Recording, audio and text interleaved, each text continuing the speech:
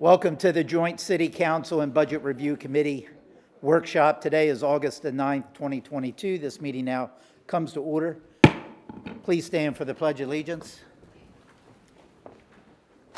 I pledge allegiance to the flag of the United States of America and to the republic for which it stands, one nation, under God, indivisible, with liberty and justice for all.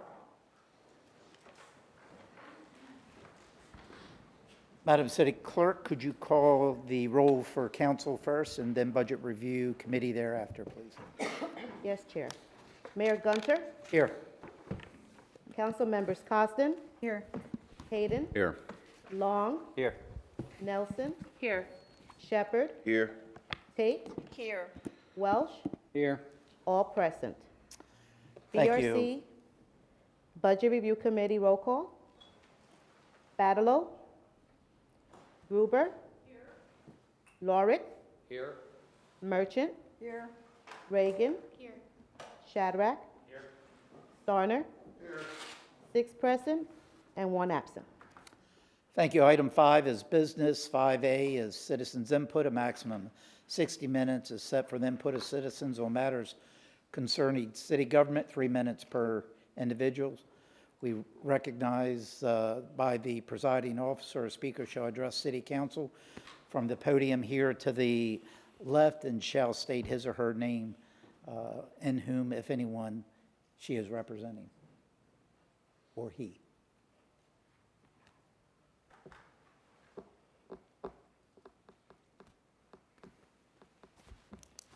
Good afternoon, Mayor and Council. My name is Richard Jones. I'm the president of the International Union of Painters and Allied Trades, Local 2301, and we represent the employees in the General Bargaining Unit. I'd like to read off a few numbers for you. 1589, 1586, 1558, 1550, $15, $14.39, $14.23, $12.24, and $12. Those are the minimum starting salaries from the municipalities in our local operating area, including Cape Coral, Lee County, Fort Myers, Charlotte County, Punta Gorda, Northport, Collier County, Naples, and the state of Florida. And included in the state of Florida is our very own charter school, who was, through legislation, required to bring the starting salary of all their employees to $15 an hour for this upcoming school year. So I urge you, when deliberating these budgets for this next fiscal year, that we take a look at what we're going to do to get to $15 an hour for our city employees. We made this request during our recent negotiations. We brought it up several times that this was going to be an issue. We are under a contract, and I understand that, and we will live by our contract, but we are no longer at the 75th percentile. We are now in the bottom 1/3 as it pertains to the local operating area. So please consider this when you're deliberating this upcoming budget. Thank you. Thank you, sir.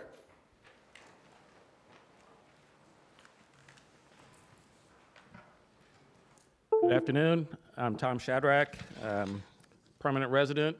And just to clarify, I am on the Budget Committee, but I'm speaking just for myself today as an independent citizen. What I have today is a little eye chart, it looks like. But what this, I've been studying this budget, and I did it last year, and I really had a hard time understanding why the budget showed a $13 million reduction in proposed cost. And looking at it, it's not comparing apples to apples that we have in the budget book and in the presentation today. So I highlighted there the reserve that's in the last year's budget, and it's not in this year's budget. So if you take out the reserves and compare, you really have a $220 million increase or change to this year's budget at all fund level. That's your number one value up there. The second one, I've removed for my own purposes the utilities or the enterprise values in the charter schools, since we don't control those very often. And so I think we got like $85 million at this body that you can do this to really influence what happens over the next month. And then that's number two.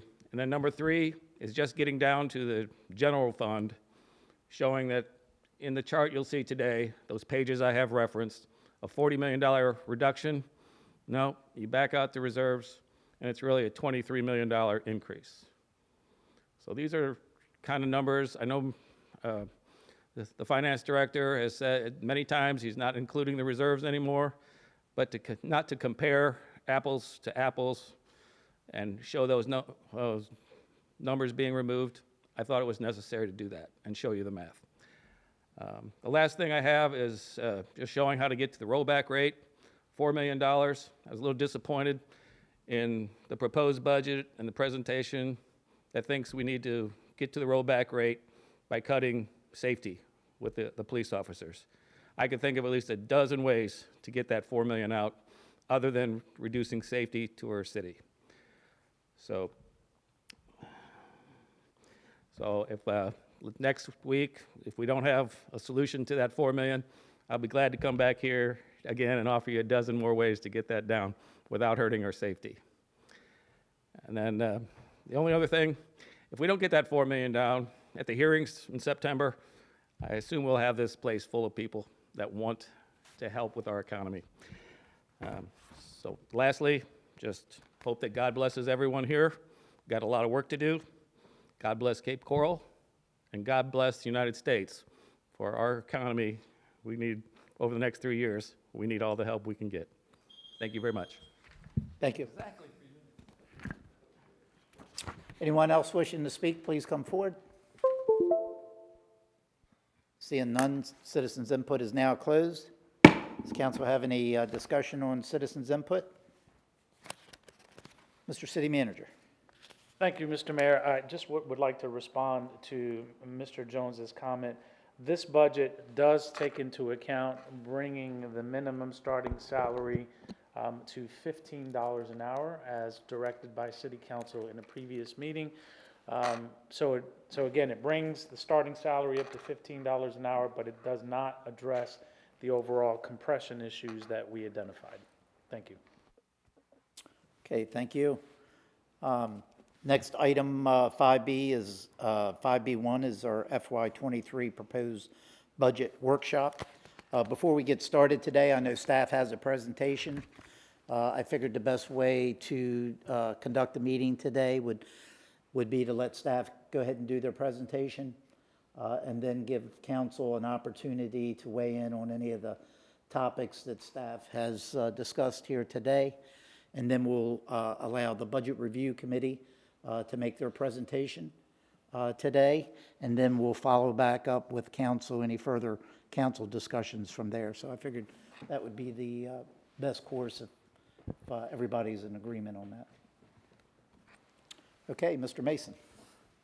Does the city manager want to say anything before I start? No, go ahead. Okay, thank you. So, Mr. Mayor, council members, appreciate the opportunity to be here on this, to talk about the proposed budget at the first workshop in August. Just as a quick overview for the agenda, I know we've done this a couple of times already, but in each one of our meetings, the retreat in June, as well as the meeting on the 20th, some of those meetings were limited to what we all talked about. So this proposed budget presentation will talk about everything. All the funds that we have, as well as some of the items that are included in those funds and some of the plans that we have going forward. So just as a reminder, and as you'll recall, the budget development guidelines that we used, that we developed in the January retreat was the strategic planning, looking at the strategic plan. We proposed at that time that we would be looking at a 10% increase in property tax revenue, which equates back to about a 5.5568 mil adjustment in the millage rate, bringing it down from the 6.25 for the millage rate today. Fire service assessment, we remain at 62% cost recovery. Employee compensation, taken into account both the union contracts that have been approved, the ones that are coming up for ratification, all have been included in this proposed budget. Discretionary spending, for the most part, we held to the discretionary spending of 2% increases to various departments, other than those that have had inflationary impacts. For the charter school, we've taken into account the sustainability of their financial situation. We'll talk a little bit about the charter school later on, but they have a meeting week after next week, next Tuesday, where they'll be adopting their budget, and we will be bringing that back to the City Council to be folded into the final approved budget for the city. And of course, in this particular case, we have some one-time funding for various capital improvements that we've talked about on several occasions, and we will remind you and brief you one more time today towards the end of the presentation. So overall, the proposed budget for fiscal year 2023 is $965 million. This is slightly less than the amended budget for 2022 of $992 million, and again, less than the adopted budget for 2022 of $978 million.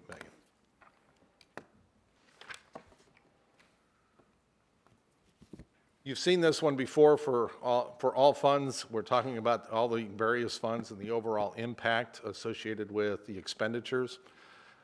You just heard from one of the members, actually from a resident, that there was a comparability issue between 2022's adopted in fiscal year 2023. And overall, you would see that a change from the adopted budget was $13 million. Well, the $13 million is quite accurate. Insofar as the bulk, there is quite a lot of money that was included in the 2022 budget that was reserves, wasn't actually meant to be spent. And so what we're looking at here for fiscal year 2023 is your spending plan.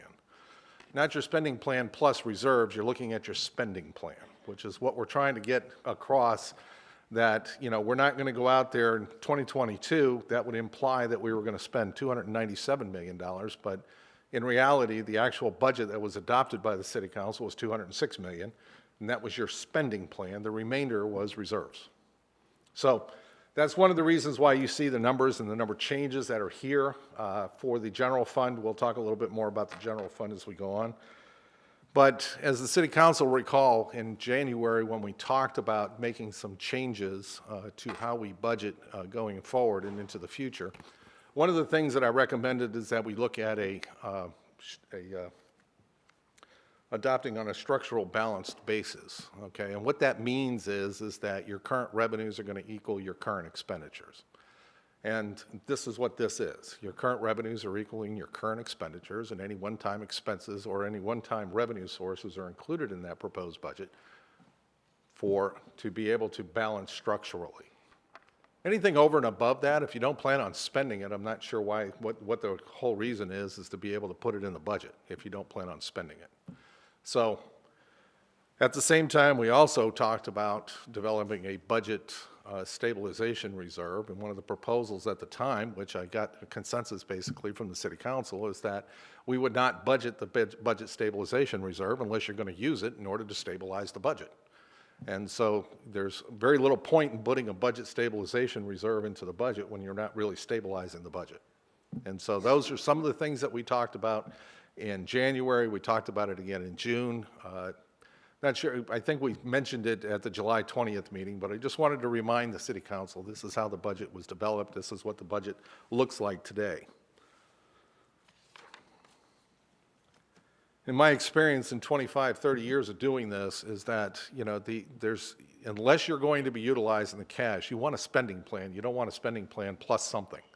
You just want to be able to communicate that this is what we expect to spend on behalf of the community in the future.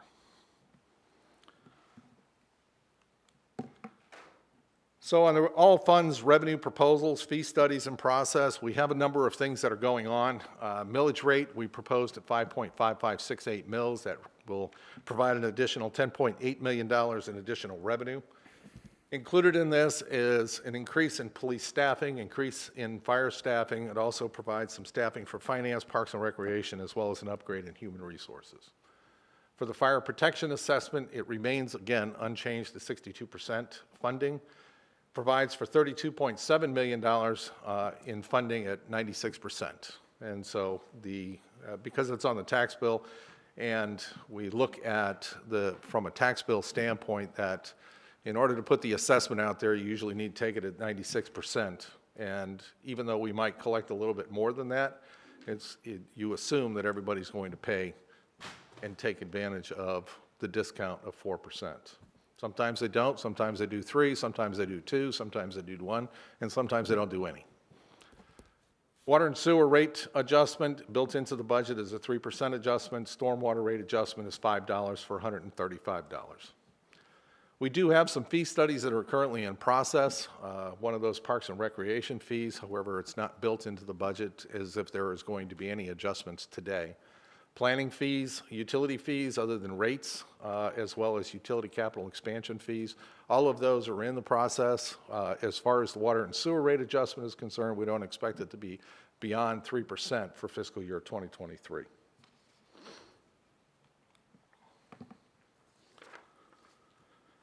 So from an all funds revenue highlight standpoint, we're looking at property taxes. Our property values saw a 23.82% increase. This is basically the highest increase that we've seen since the mid-2000s, probably about 2005, 2006.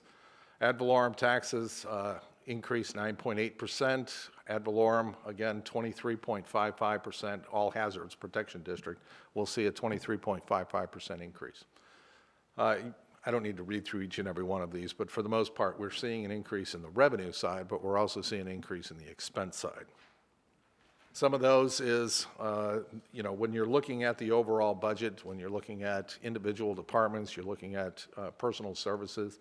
In many cases, you're seeing an increase in personal services because we moved the pension plan that was currently in government services out and put it back into the departments where it belongs. Contractual adjustments, again, we see contractual adjustments on an annual basis. When we bring something to you for a multi-year contract, we're normally going to see some type of adjustment associated with those contracts. At the same time, we have the inflationary increases on commodities more than anything else that we're seeing regularly, frankly, and sometimes every single week. I was talking with some folks over in parks, and we're seeing that, even for gravel, we see increases. We go out there and we get quotes. We get what we originally agreed to back in October. They can't hold those prices today. So we see increases regularly. Electricity is up, not least of which by the power cost adjustment across the board. So this does include the $2 million increase in electricity that is applicable to all funds. Chemicals, again, is up across the board. I think we've come to you a couple of times with various contracts for those increases in chemicals. And we see fuel is also up, although I think it's actually starting to come back down a little bit. We pay less than, the consumer at the pump because we're not subject to the majority of the taxes that are associated with the fuel cost. However, we do see that, the base cost of fuel does go up and down regularly. And so far, we've seen it come down a little bit over the last month. We're hoping that holds. I think everybody would hope it holds. Capital outlay, we're looking at an 83.1% increase in capital outlay. The bulk of this and the lion's share of this is the UEP. So for the North 1, West and East, as well as the design for North 3. And debt service, we would expect that we're going to see an increase in debt service primarily due to the UEP projects.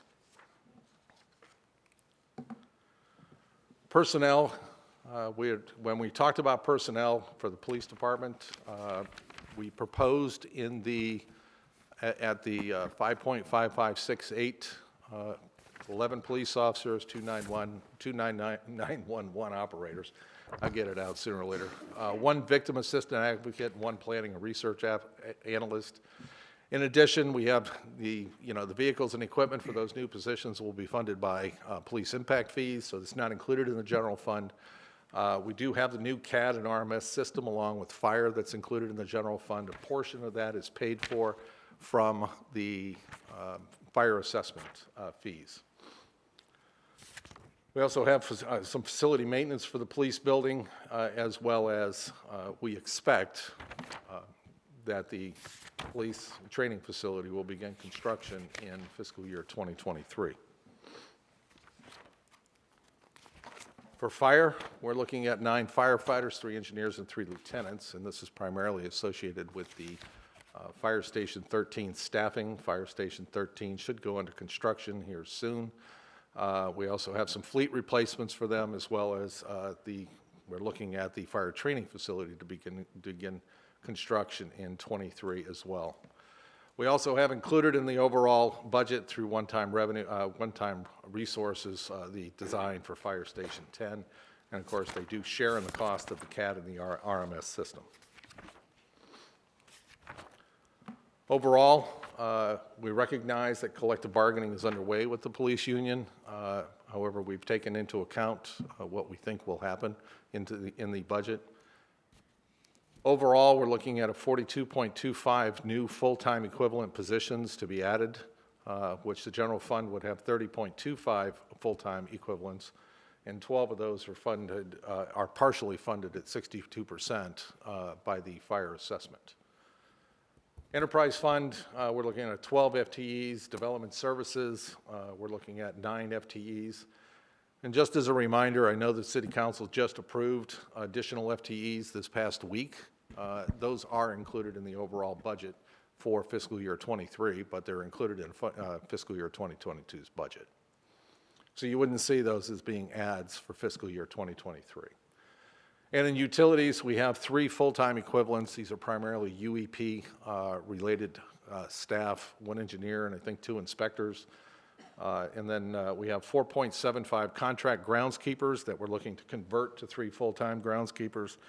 Primary reason for this is that it's been very difficult to hire and hold on to part-time staff through contracts, and it's, when you have the full-time staff, you have better control on making sure that they're going to be there for the most part as full-time, and you have them regularly as opposed to limited number of hours during the course of any week.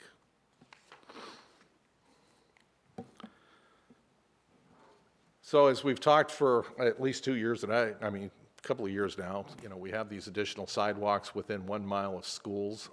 That is included in the overall proposed budget. We have median improvement program as well as continuation of solid waste bulk drop-off site. We're looking at, I think expanding the cost of it is increasing because of the number of roll-on roll-offs that are emptied into and then transported to the Lee County landfill. So we're looking at a slightly higher cost associated with that within the budget itself. Personnel, for fiscal stability, one of the things we're looking at is the senior management analyst support implementation of performance management and benchmarking practices. This is very normal in larger cities to have this type of staff within your management group, and something that for us, from a benchmarking and a performance management standpoint, when you can see the information looking at you regularly, we want to be able to take advantage of the new software that we put in place, but at the same time, we want to take advantage of putting in these types of performance management and benchmarking practices in place. We're looking at a compensation and classification study for next year, ICMA fellowship program, employee recognition program. And we're also increasing the staffing at the medical health office. I believe it's 1 doctor, correct? Yes. Infrastructure-wise, that's where the bread and butter for us, really lies for a city of our size, and the constant renewal and replacement as well as upgrades to the system. We have road resurfacing and alleyway paving. That's normal for us, doing it annually. We're looking at putting in place the city fiber and wireless conduit connecting city facilities. This is a hardening program in case of, any event that might come here that would interrupt our communications. It would allow all of our facilities to be able to communicate with each other without relying on wires that are hung above the ground. We also have reserve funding for the Bridge Rehabilitation Fund. Last year, the City Council set up a reserve in the general fund. We're looking at actually moving this into a capital project fund and begin to fund it at $1 million a year. Northeast 1, West and East, or East and West Utility Extension Project. I mean, the west side starts first, east would be the second phase, but we're looking at kicking this off in fiscal year 2023 and ending, I think, somewhere around the end of 2024 or early 2025. Access management and circulation improvements, this is normal for us. We're always looking at, helping people, move throughout the city. Andalusia Boulevard extension. We're looking at extending Andalusia through I just forgot what it was called. Yeah, North Cape Industrial Park. Thank you very much, sir. North Cape Industrial Park up and connecting to the road that's just north of that. So allow for a flow through from that traffic that it currently now stops, and you have to take a left turn, go through neighborhoods, and come around. Southwest Water Reclamation Facility, we're looking at putting in a 5 million gallon tank and line extension up in the northeast section of the city. This would be part of the UEP, but at the same time, it's going to support the future UEPs in the future. Neighborhood water line replacement program, we have an area that was done years and years ago, back in the 90s, where we have a lot of line breaks, and it's time to replace those and stop fixing the line breaks and inconveniencing all the residents that are there. So that's one of the things we're looking to do, is start with phase 1 of that project, US 41 irrigation water conveyance system. You all know about that. So the advanced funding for the planning, design, and engineering of the PD&E study for Pine Island Road. Again, you're aware of this project. I think for all of you that sit on the MPO, the primary reason for doing this is to try to move up the overall improvements to that roadway about 10 years. So Parks and Recreation, again, for the biggest thing for Parks and Recreation, we're looking at converting contract grounds maintenance staff to 3 full-time groundskeepers, 1 restaurant operations coordinator for POPs, cafe downstairs. We'd look at replacing the skate park building.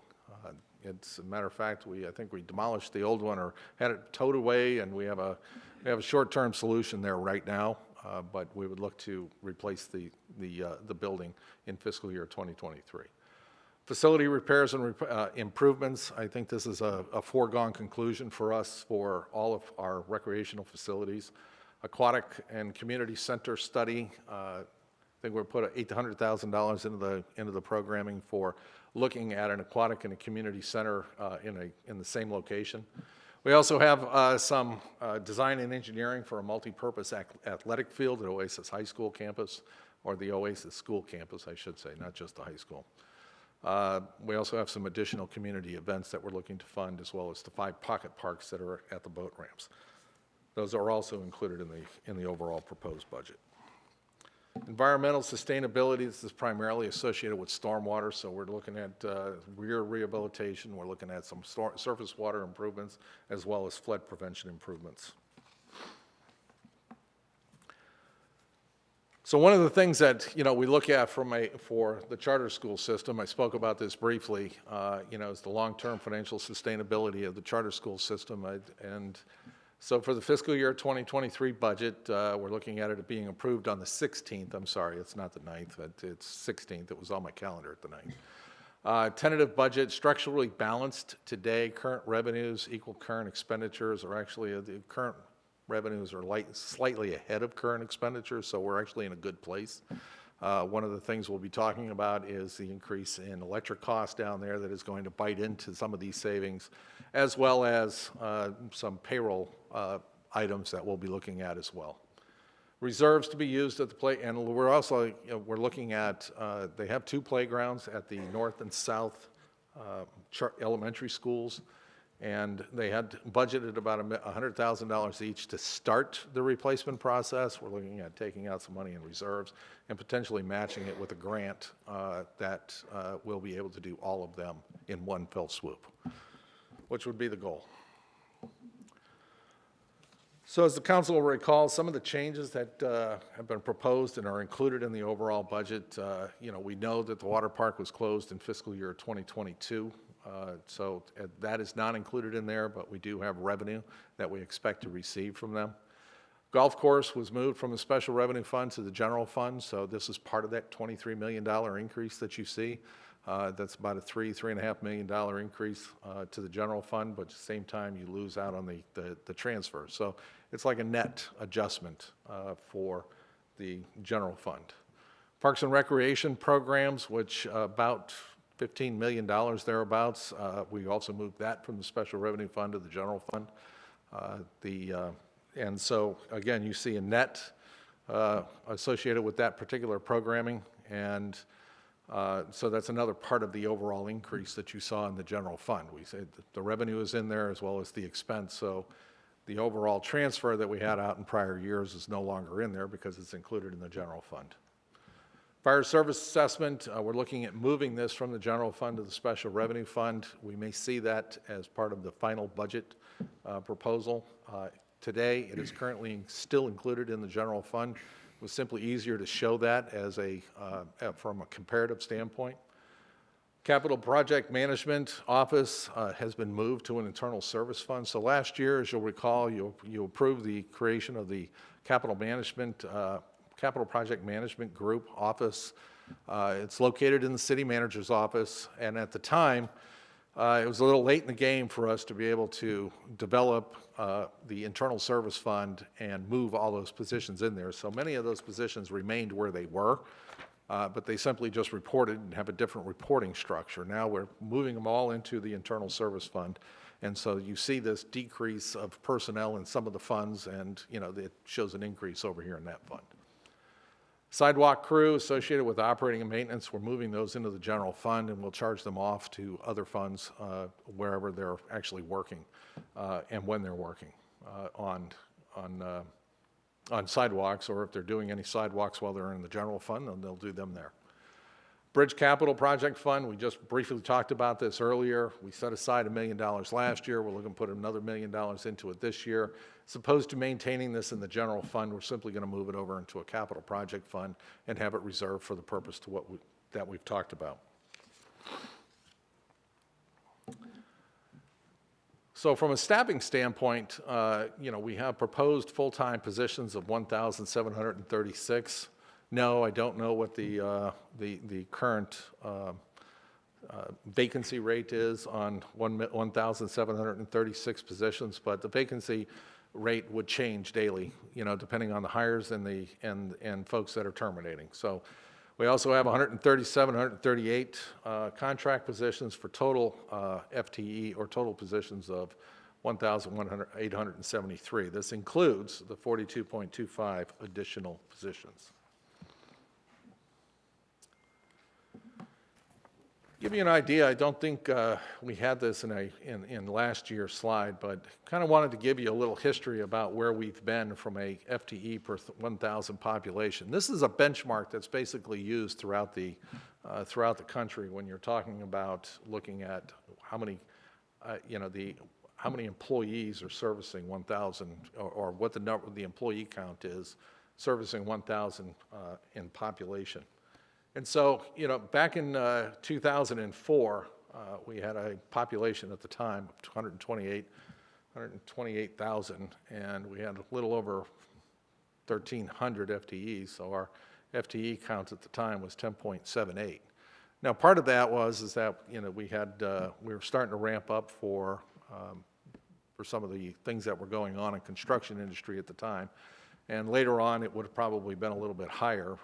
But in 2014, when you're looking at the same thing, what you're actually seeing is a decrease in the number of FTE per 1,000, whereas we saw a 41,000 person increase or population increase during that period of time. 32,000 increase in population during that time. what you see is that although we certainly increased the number of FTE to service the population, we saw a decrease in the number of FTE per thousand. And in fiscal year 23, it's actually lower than that. And so, you know, in the normal course of business, this is not generally the direction that you would normally see us going in with regard to the number of FTE versus population, or 1,000 in population. To try to keep on the, you know, on the same scale year over year, then you're providing basically the same level of service. The idea of, you know, that we're seeing a decrease, that we may not be providing the same level of service that we've provided in the past, because you simply just don't have the same number of people. Debt management-wise, we have approximately $21 million in debt for fiscal year 2023 in the governmental funds. This is all funds in the governmental funds. That would be anything other than water and sewer, stormwater, and yacht basin. And then we have the enterprise funds, and we have approximately a $61 million, $65 million in debt to be paid for the enterprise funds. Give you an idea of where we stand as far as our ratings are concerned. I think the one takeaway from this more than anything is that, yes, we're at a AA rating for our general obligation bonds, or for Moody's, it's more like a AA minus rating, or it's actually a AA rating at AA2. At the same time, we carry basically some of the same ratings for our revenue bonds in the governmental debt, and for our revenue bonds in the enterprise debt. Although it's a little lower, I think the real takeaway from all of this is that, you know, we continue to be seen as a in favorable light by rating agencies when it comes to issuance of debt. You know, as long as we're not seeing those go down, then we're doing okay.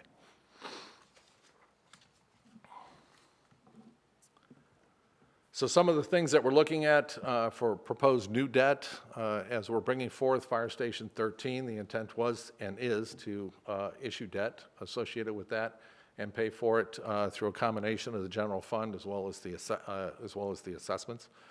Parks Geo bond, we had originally planned for issuing this in September, October of 2022. All of this depends on the receipt of the various permits from either DEP or the Corps for any of these projects. Plus, we still need to put them out on the street in order to get the actual cost of what they're going to be. So I don't, at this point, you know, based upon where we stand and the fact that we don't have some of these permits in hand yet, we haven't put them on the street, I don't plan on or don't recommend that we issue the debt today for that very reason. Fleet building, $25.7 million right now. We're looking at potentially starting this construction next year, but we haven't even designed it yet. So some of the things that we'll be looking at with that is a potential proposed debt today, but it may be put off until 2024, depending on the time it takes to design it and the time it takes to bid it. North 1 West assessment, non-assessment bond issuances. We intend about this time next year probably be doing some of those bond issues. Primarily, this is after the prepayment periods that you go through for any assessment area. And then once you've made a determination of how much you collected in advance, you know how much you end up having to fund through debt in the future. Asset management program, these are nice graphs here, but they're awfully small, so I'll just kind of go into the detail of them on following pages. Overall, the capital projects, you're going to see the largest number associated with that, and this all has to do with the UEP primarily, although we do have a number of projects in the utilities. For utility extensions, we're looking at the Pine Island extension. We're also looking at extending the sewer line from, I think, Burnt Store Road down to the southwest plant. And so there's a number of projects that are included in that, and that's where the lion's share of that is located at. We also have fleet replacements across the board. These are all funds. This isn't just the general fund, it's all funds, so that's what we'd be looking at. For the charter school, I think we're replacing a band, and so that's one of the things, and they're looking forward to replacing the Shark band, just so you know what that was called. This is a more detailed list of the projects, capital projects that are included in the overall proposed budget. Fire training facility construction, we anticipate that this will be constructed, and we also have the Fire Station 13, Fire Station 10 design. We have all of these things that are included in there. We talked, about the neighborhood water line replacement, $8.3 million. Our goal with this is actually to use SRF funding for this, so, one of the things that we'll be doing is applying for that, for the SRF, and make sure that we have the resources available to do that. On the capital maintenance side, we still have some $6.5 million set aside for road resurfacing, which I believe we do on an annual basis. We have a number of other projects that are included in the capital maintenance programming. Equipment-wise, we have a number of air conditioning replacements throughout the city, as well as a number of items that, that are being replaced. Playgrounds, I think we have a couple of 2-3 playgrounds that we're looking to replace. And on the fleet side, give you an idea that some of the lion's share of the fleet replacements or fleet vehicles, whether funded through the general fund or whether funded through the police impact fee, we're looking at a little over $3 million for police vehicles. Also, just a little shout out to our fire chief. We also included a hazmat replacement vehicle. If you've seen their vehicle out there, it looks like a big moving van painted in red. We're looking to actually put a hazmat vehicle in place. It'll be funded through the all hazards funds. Major initiatives that we have going on, again, some of the highlights for the water and sewer fund. We transfer money out from the water and sewer fund to fund the capital projects, which we have a number of them. We have the debt that we've talked about. Part of some of the things that we're doing, we're using some of the fund balance that we have, in order to fund some of the projects that we would normally, that are included in the programming. We also have $27.4 million set aside for various programs here that, you can read them. And on the utility extension program, a little over $91 total right now for the UEP 1 construction as well as the UEP 3 design. I think we'll probably be coming to you, if not towards the end of this fiscal year, early in the next fiscal year for the financing, as well as the funding for the UEP design, UEP 3 design. Water and Sewer Special Assessment Debt Fund, again, we have, we have essentially special assessments that still need to be paid from older years, from Southwest 2 on, as well as the newer ones with North 1, North 2 and Southwest 6, 7. Stormwater Fund, have a number of different things that we're going to be doing in there. We have a number of capital projects associated with stormwater, as well as we have stormwater currently pays in a special assessment debt. I think there may have been some questions about, there's a high dollar value associated with, the stormwater fund. What's the increase? We're looking to do a lot of stormwater work within the North 1 project, UEP project, and so we're going to be looking at either potentially issuing debt for that or funding a portion of it with cash and the remainder with debt. We're still working through that as we get closer to bringing the UEP 1 information to you. Stormwater capital project, as a matter of fact, there it is, it's $12.9 million. So this kind of gives you an idea of the numbers that we're talking about as far as the cost of doing much of the stormwater work in the north area of the city. Yacht Basin, just give you an idea, we don't know when we're going to get a permit, so, we're certainly not going to speculate, I think, when we're going to close it. But at the same time, from our perspective, from a forecasting standpoint, we're just simply forecasting as if it's going to be open until we know better at some point in time in the future. As I think the council is aware, we have a full-time harbor master down there, so that's one of the positions that is included in the yacht basin. As a matter of fact, it's the only position included in the yacht basin. So we're looking at a slight increase primarily due to the electric as well as maintenance down in that area. So to go through all these special revenue funds, I'll be quick. I'm not going to read a lot of these things to you. I think the information stands for itself. We have a number of things that are being proposed, actually have been approved by the CRA board, and we're folding that into the overall city budget for the CRA. We're doing some sidewalks down on Miramar. We're going to be doing some median landscaping on Del Prado Boulevard, as well as doing some traffic light painting. So you ask yourself, what painting traffic lights? Nah, it's actually the arms. It's the mast arms. It's the poles and the mast arms. So those are some of the things that we'll be doing down there, as well as doing the public art for Founders Park. The Office of Economic Development, $900,000 for the programming. Any programming that is currently available, if we need to reappropriate it for, if we have any items that, for incentives, et cetera, would be coming back to the City Council.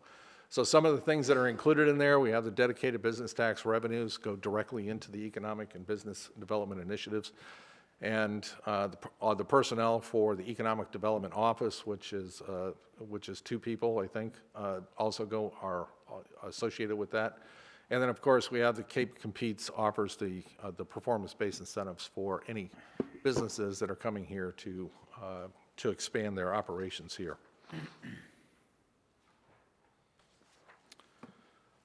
Police protection impact fees, we've talked about it. We're putting money towards the police training facilities. We're putting money towards vehicles. Do the right thing. It's a small fund. Criminal justice education, it's something that we're required to have set aside. We have the confiscation for the federal funds. These can be annually appropriated. You don't see the state money up here because statutorily we cannot appropriate funds on an annual basis. We have to come back to the City Council and get it appropriated during the course of the year. False alarm fee fund, right now it's at $104,000. We are looking at potentially eliminating this fund, potentially drawing it back into the general fund, but we're working on the changes to the ordinance, and when we bring it back to you, if that happens, then we would make the adjustment accordingly. Advanced life support impact fees for fire. We have we're going to be spending some money on cardiac monitors for Station 13. That's what they can be used for. Fire and service impact fees, all hazards. We talked about the all hazards funds for replacing a vehicle, as well as fire enforcement and the overall building code for fire enforcement. The cost is 2 FTEs. 5-cent and 6-cent gas tax, we've had some discussions on this. These are some of the things that we're doing. We do road resurfacing out of the 5-cent gas tax to the extent that we can. And we also do the overall resurfacing, much of the road resurfacing out of the 6-cent gas tax. So it's basically 2 to 1 that we're looking at between 6-cent and 5-cent gas tax. I mean, one of the things that you don't see in here, because we haven't finalized the final number, is setting aside the funds for UEP 1 for the second lift. Sorry, UEP 2, UEP 1. I'll get it right one of these days. I guess if I had been here when y'all did UEP 1, I'd remember this more often. But be that as it may, when you're looking at these 2 funds, we're looking at about $13 million that we would need for doing the second lift in the UEP 1 area. So we're putting these, we've been holding these funds aside for that purpose. So that's some of the things that we'll be talking about, I think, later on, and potentially looking at moving these directly into the UEP 1 project, assuming we move forward with it. Road impact fees, we're looking at $5.1 million in debt service. We pay debt service out of the road impact fee every year. It's primarily for Del Prado as well as the Santa Barbara projects. I think we have about 15 years left on that debt. Andalusia Boulevard extension, this would be a primary move for us. Again, you've heard me talk about it, so we're looking to extend the Andalusia Boulevard. Del Prado Mall parking lot, this is an assessment, lot mowing assessment, solid waste assessment. These are the funds, these are the costs associated with them, and you've heard the assessments that we've brought forward to the City Council. Building code, the overall estimate for the building code fund is $13.6 million. Very little different than the current year. We're not expecting as many permits in fiscal year 23, so we've taken a conservative approach and left it basically no change. So we're looking at, and part of the building code is that we're looking at doing a building permit fee analysis, something that's well overdue since the last time we did it was in 2008. Community development block grant, $1 million this year, and the local housing SHIP funds at $1.9 million is a huge number. So we haven't seen these kind of numbers coming out of SHIP for years. And so this should keep Amy and her group fairly busy over the course of the next year. Some of the things on park impact fees, debt service, we pay debt service $2.7 million. This is primarily associated with the land purchases for Lake Mead as well as Festival Park. And we're looking at additional land purchases at $2.2 million, and this is for any additional green space that we would be looking at. So we have internal service funds. We've added an internal service fund this year, the Cip Management Fund. We spoke about this at the June 30th, the June retreat. And I just recently spoke about it. So go quickly through these. Risk management, it's $8.7 million. This includes workers' comp insurance, property liability insurance, which accounts for our self-insurance of these items. So we pay excess insurance. We go through the Florida League for much of our work on both workers' comp as well as property liability. One of the goals for the city is to continue to maintain a modification factor on workers' comp below 1. This helps us keep our insurance costs low associated with workers' comp, and we've been successful at it. Increased number of online safety courses. Again, the more safety training you can do, I think you keep down the cost of workers' comp at the end of the day. And this funds 4 positions. Health insurance fund, $38 million, slight increase. I think we put in the budget 10% increase on the city side for funding health insurance, and the health insurance fund, again, counts for everything that has to do with health insurance. It also, the primary source of the funding, again, is recovery through the biweekly payroll. City pays, the employees pay for their portion of it. I think it's mainly family coverage. Employee Wellness Center, again, we implemented that a couple of years ago. It's been very successful. I think we come back before you, I think in September, to give you an update on where we stand with the Employee Wellness Center. We are looking at increasing the professional staff, 1 doctor for fiscal year 2023, and there is 1 FTE that handles the health insurance fund. Property management, this is the group that basically maintains our facilities. 41 FTEs. They also maintain the charter school. They are reimbursed back for that maintenance to the extent for custodial work and some of the, and we have some maintenance workers that work out there as well. So that's all reimbursed back from the charter school associated with those costs. Fleet maintenance, little $4.5 million. Last year it was $6 million. This year it was $6 million last year. We just put $2 million in there to do the design for the fleet facility. So in this case, we maintain all the facilities.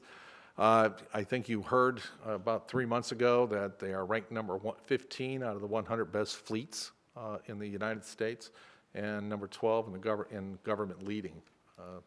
They are an ASE certified shop, and they're, I do believe in fiscal year 2022, we've started the process of making a determination of the best place to put the fleet facility, and then we'll begin the design process when that happens. We have 21 FTEs working in fleet. And last but not least, we have our, we have our capital improvement project management group, about $4 million in budget, 12 FTEs. We're adding 3 FTEs in this case, 1 engineer or 1 senior engineer. Paul might get mad at me if I don't call him the right title. And 2 inspectors. So they handle all the major construction and various projects in the city, and this is one of the reasons why we've set this up. They are funded through each one of those projects. So whatever they're working on, they would bill them and they would get reimbursed back. That's what the purpose of an internal service fund is. All right, so let's talk about the general fund. We left that for last. Take us home here for the remainder of the afternoon. So again, from an apples to apples standpoint, if you drop out the $71 million that was set aside in reserves last year, your apples to apples correlation to from budget to budget would show you from proposed to adopted that one of the changes, three of the changes that are included in the budget, which we talked about, we've added the golf course, we've added the, as well as the Parks and Recreation programming as well into the general fund. Public Works Sidewalk Program is also in the general fund. So overall, the number of FTEs that is funded through the general fund is 1,230.16 FTEs. So ad valorem taxes, we've talked about this in the past. It provides for the general operations of the city, and that's the general fund. It's the primary revenue source for the general fund. It funds about 50% of the total cost of the general fund. Millage rate times taxable value gives you your ad valorem taxes. In this case, it is expressed as $1,000 of value. So if you have a $200,000 house, you divide it by 1,000. You take that 200 and multiply it by whatever your millage rate. That's your tax. City manager's proposed budget, again, was developed using a 10% increase in tax revenues. Whatever that meant when it came to the millage rate, when we received the July 1 preliminary taxable value, equated out to 5.5568 mils. And we also have included in the proposed budget 0.0471 mils for the general obligation bond for the parks debt service. So, yes, enough on the millage rate. Okay, so I believe I've sent this to the City Council regarding the alternate rate, millage rate scenario. We have some information here that we'll talk about, but I think most importantly, we talk about the fact that between the July 20th numbers and the proposed budget, there's been some adjustments, okay? And so we provided this information to you to kind of give you an idea of what those adjustments were. One of the things we adjusted out is that we terminated service for bus bench revenue, so we removed the revenue associated with that. The county occupational license revenue was still included in the general fund. It should have been in the Economic and Business Development Fund, so we moved it to the Economic and Business Development Fund. This is the reason why it's a little right around $900,000. We included the one-time resources from the fund balance directly into the budget, so we've assumed that you're good with the $16.988 million, and so we've included it in here. It's the reason why you see the change in the overall budget. We've increased the FSA assessment slightly. With the final calculation, it was about a $228,000 increase. We also saw an increase in the MSTU, which is the for the final calculation from the county, $57,000. This is the Burnt Store MSTU. Tax collector discount adjustments, generally speaking, when we work the tax collector regularly and they have some adjustments depending on the timing of when the things are paid, so we've increased that as well. And, we go back regularly and look at revenue sources, and we continually compare against what it is that we've received to date to make sure that we're going to be in good position going forward. But I do tell you that one revenue source that we still have yet to receive from the state is the communication services tax, so that is not included in here. We have an estimate of what we think the change will be, so whatever the number is and whatever our estimate is, we'll make the adjustment accordingly for the final budget proposal in September. So some of the things that, from an expenditure standpoint, the changes associated with the expenditures, again, at the 5.5568 mils, the program modifications that we've proposed were proposed for the 5.5568 mils, for the 10% increase. So we've included those program modifications simply because there hasn't been anything that says don't do that. So we've put it in as far as the proposed budget is concerned. We also increased the electric for the power cost adjustment of $413,000. That is the impact just solely for the general fund. The lion's share of the impact associated with the electric for the power cost adjustment is actually in the utilities fund. We put the one-time expenditures in here, so it's a match to the number that's above. So from an expenditure and revenue standpoint, it's basically a wash.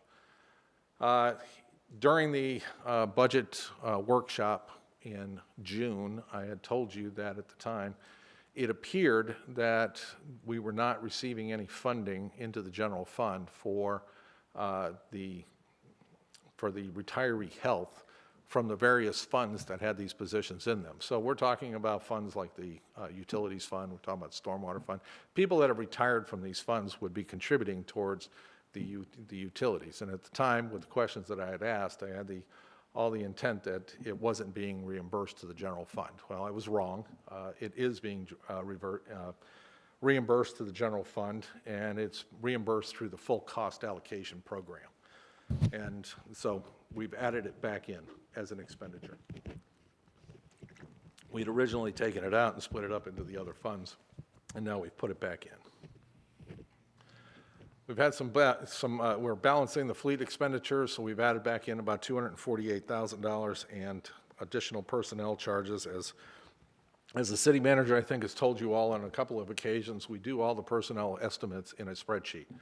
And so every time we update the spreadsheet, we have to go back in and make adjustments and make sure that, everything that's being calculated, and we make these adjustments here. In this particular case, this was some overtime adjustments that weren't originally included in the calculation.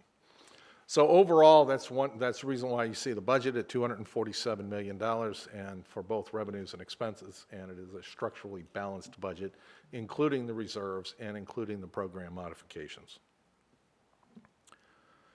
And so I should say that we've also, forecasted out the deficit or four-year forecast. And so as part of that four-year forecast, you can see on the left-hand side, utilizing this millage rate, utilizing our forecasts, keeping revenues, basically conservative and expenditures conservative. This is where we would expect to be. I've taken the hint, Mr. Mayor, that we looked at the revenues and we increased it from 4% to 6% on taxes for fiscal year 2024. It had a $2 million difference and an impact, so it's one of the reasons why you see a more positive number associated with 2024 at 5.5568. However, I don't necessarily expect to see that in the future beyond next year, so we've included it here to give you an idea of what that means. However, when you're looking at the rollback rate, and of course you see some of the changes that you see here, all of those same adjustments are included in here. When you're put in the overall expenditures for the program modifications at 6.9, as we develop the program modifications, we've developed the program modifications for a 5.5568 mils, or a 10% increase in property taxes. If we had, all things being equal, I don't think this would have necessarily have been the same program modifications that we would have proposed if we were at this particular rate. And so what we've done here is to go back into the program modifications and adjust them accordingly. So down at the bottom, you can see basically what those adjustments are and the amount that we would reduce out of the program modifications accordingly in order to balance the budget at the 5.3694 mils. So so many of the program modifications that you see would not have been included in this particular proposal if we had gone directly to the rollback rate and brought forth anything to you regarding a proposal regarding program modifications. At the same time, you see the forecasted deficit at what we're forecasting at. The overall deficit for 2024 came down with respect to originally it was around $6.4 million. It's down to about $4 million. So this is a side-by-side comparison to kind of give you an idea of the changes associated with the reductions that would need to come to pass in order to adopt the rollback rate. I know there has been some type of criticism associated with reducing public safety. I mean, we're not reducing public safety. Public safety was what it was when it was proposed. As far as their current normal budget is concerned, these were program modifications based upon what we felt at the time was a 10% increase in property values, property taxes. And so you can see here a more detailed list, exactly what it is that we're removing in order to achieve the $4,086,000 decrease, in order to achieve the rollback rate versus the proposed millage rate.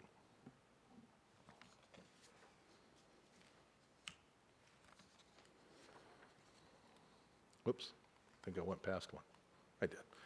All right, so just as a, since we're only talking about two rates here, we just put this average impact again to the city council of what we think the average impact would be. And again, it's on the property taxes side at the rollback rate, it's a decrease of $146,000 for the average homesteaded property owner, and $104,000 at our proposed rate. And overall, it's 81.76 when you take into account the various adjustments associated with the fire assessment and the solid waste fee. As a matter of fact, I think the solid waste fee might actually be a little bit lower than that, so the numbers are a little bit higher based upon what we approved last week or the week before. The fund balance analysis, since this is something that we talk about regularly, at this point, the 5.5568 maintains a balance or 2.5 mils. Even at the rollback rate, it would continue to be at 2.5 mils. So it's either one is fine. The numbers, actually the overall budget stabilization reserve would come down a little bit because the budget's a little bit smaller because of that. And so nothing, and so for the most part, if you were to stay at the 2.5 mils, which by the way, that's what we've built our budget on, so it's $41.2 million for the budget stabilization reserve, staying at 2.5 months.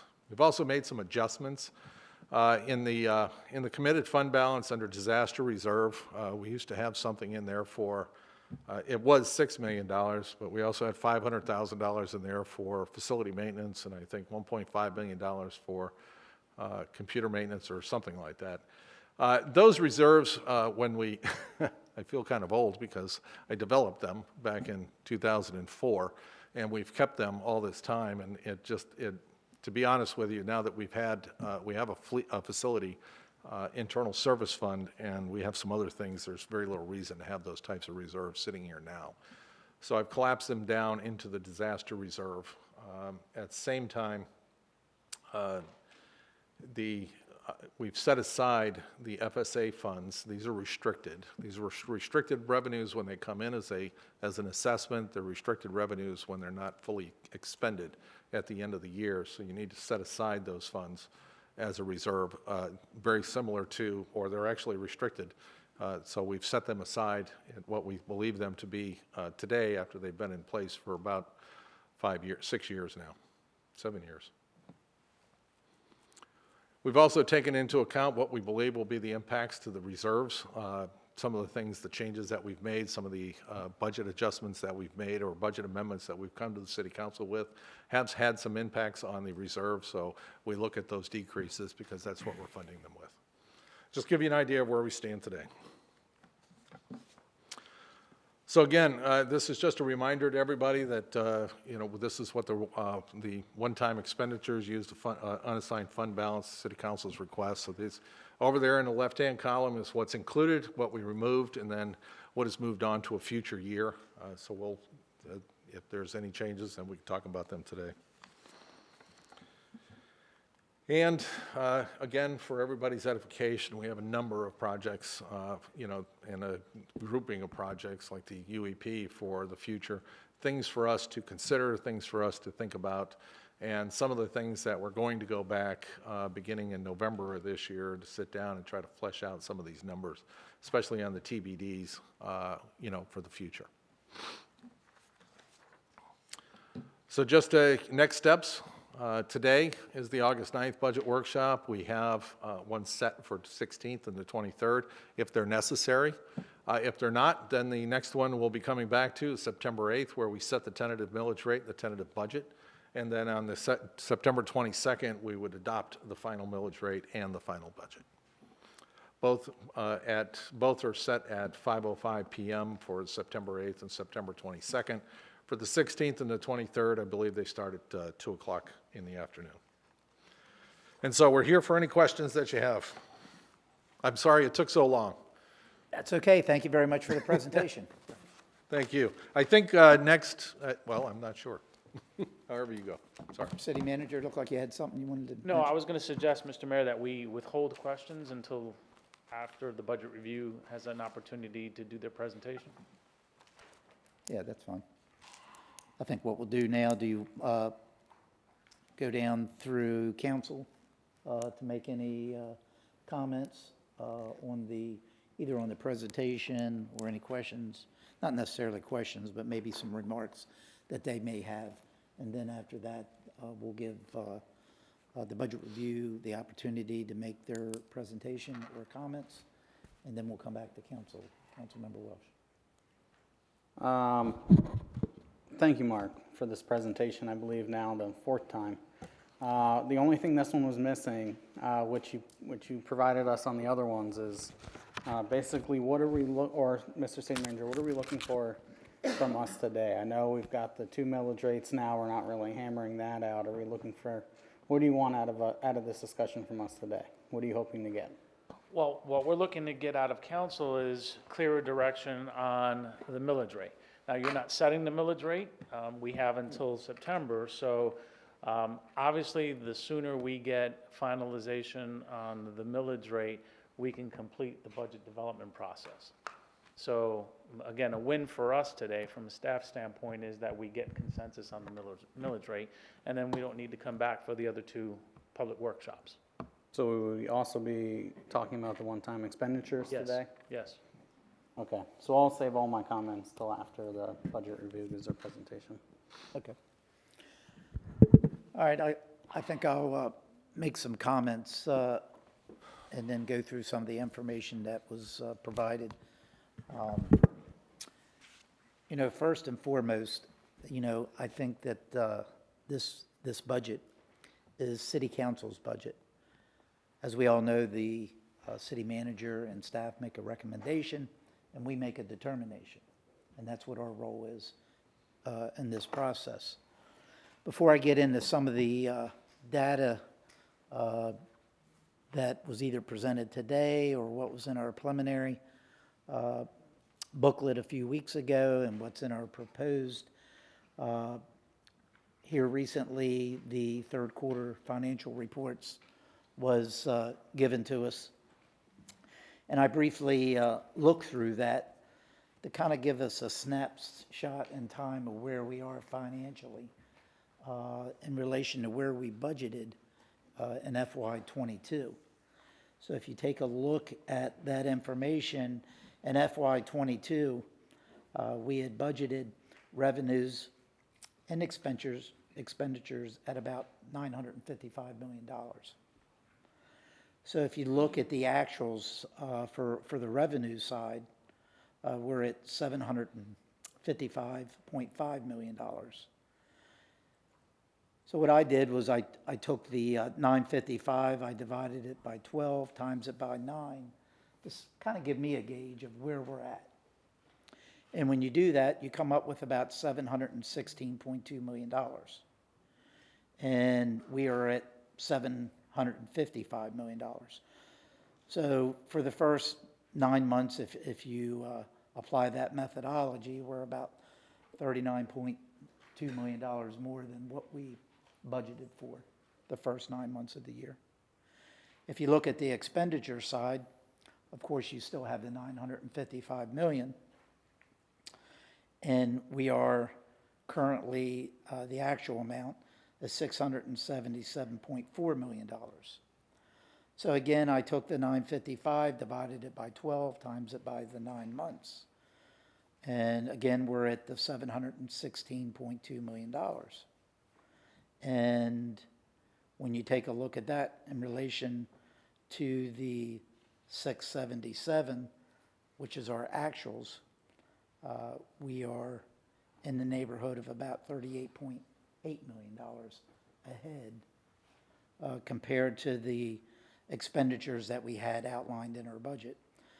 So I thought that was important to mention because when you look at our expenditures or you look at our revenues, we are well ahead of the pace that we anticipated. So I thought that was very good information to start out with today in our budget discussion.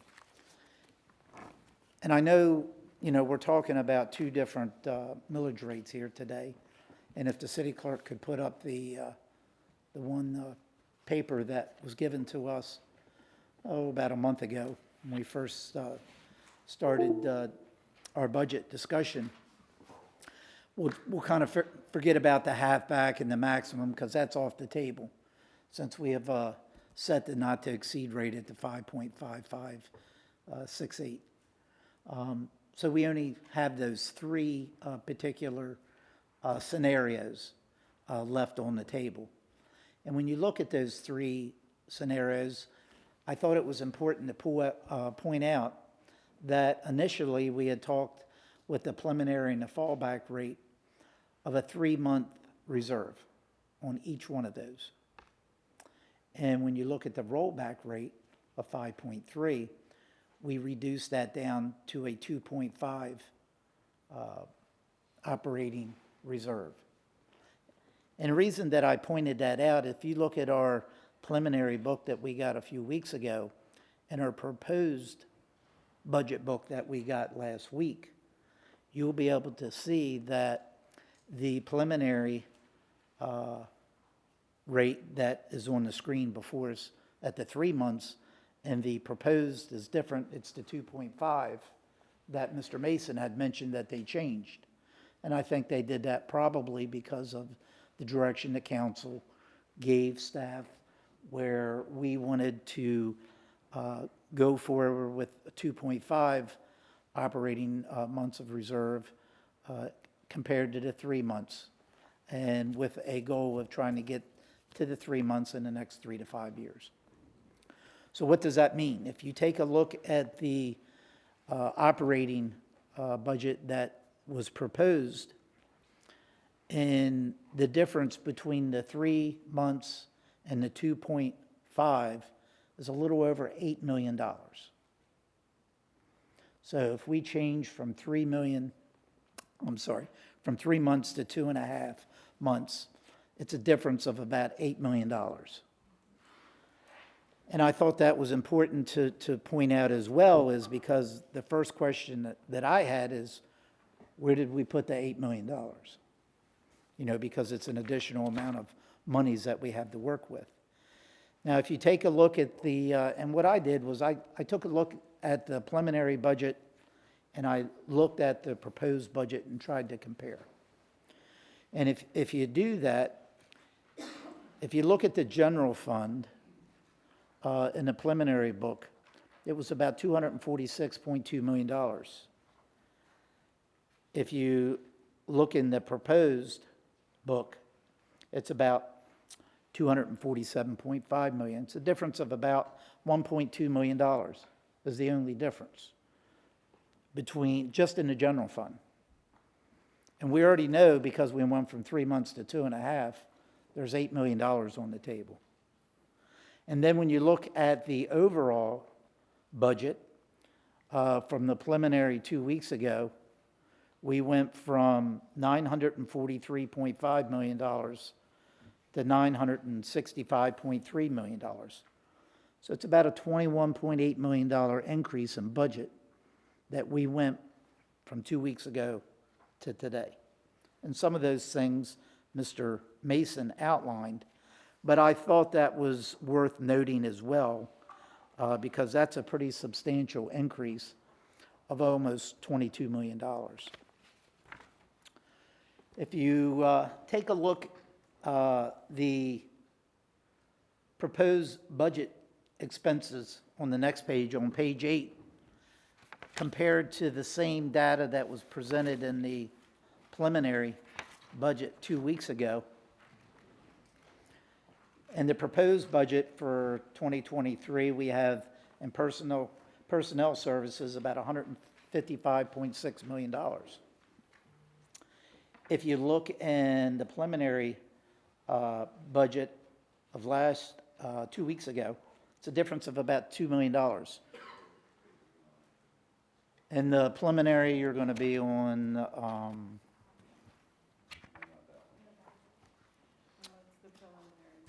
if you have the preliminary budget like this from last year, 2 weeks ago. If you go to the personnel services, which is going to be on page 3 in the preliminary, it's on page 4 in the proposed. That's the two charts that I was comparing. So if you look at those differences between the preliminary and the proposed and personnel services, it's a difference of about $2 million.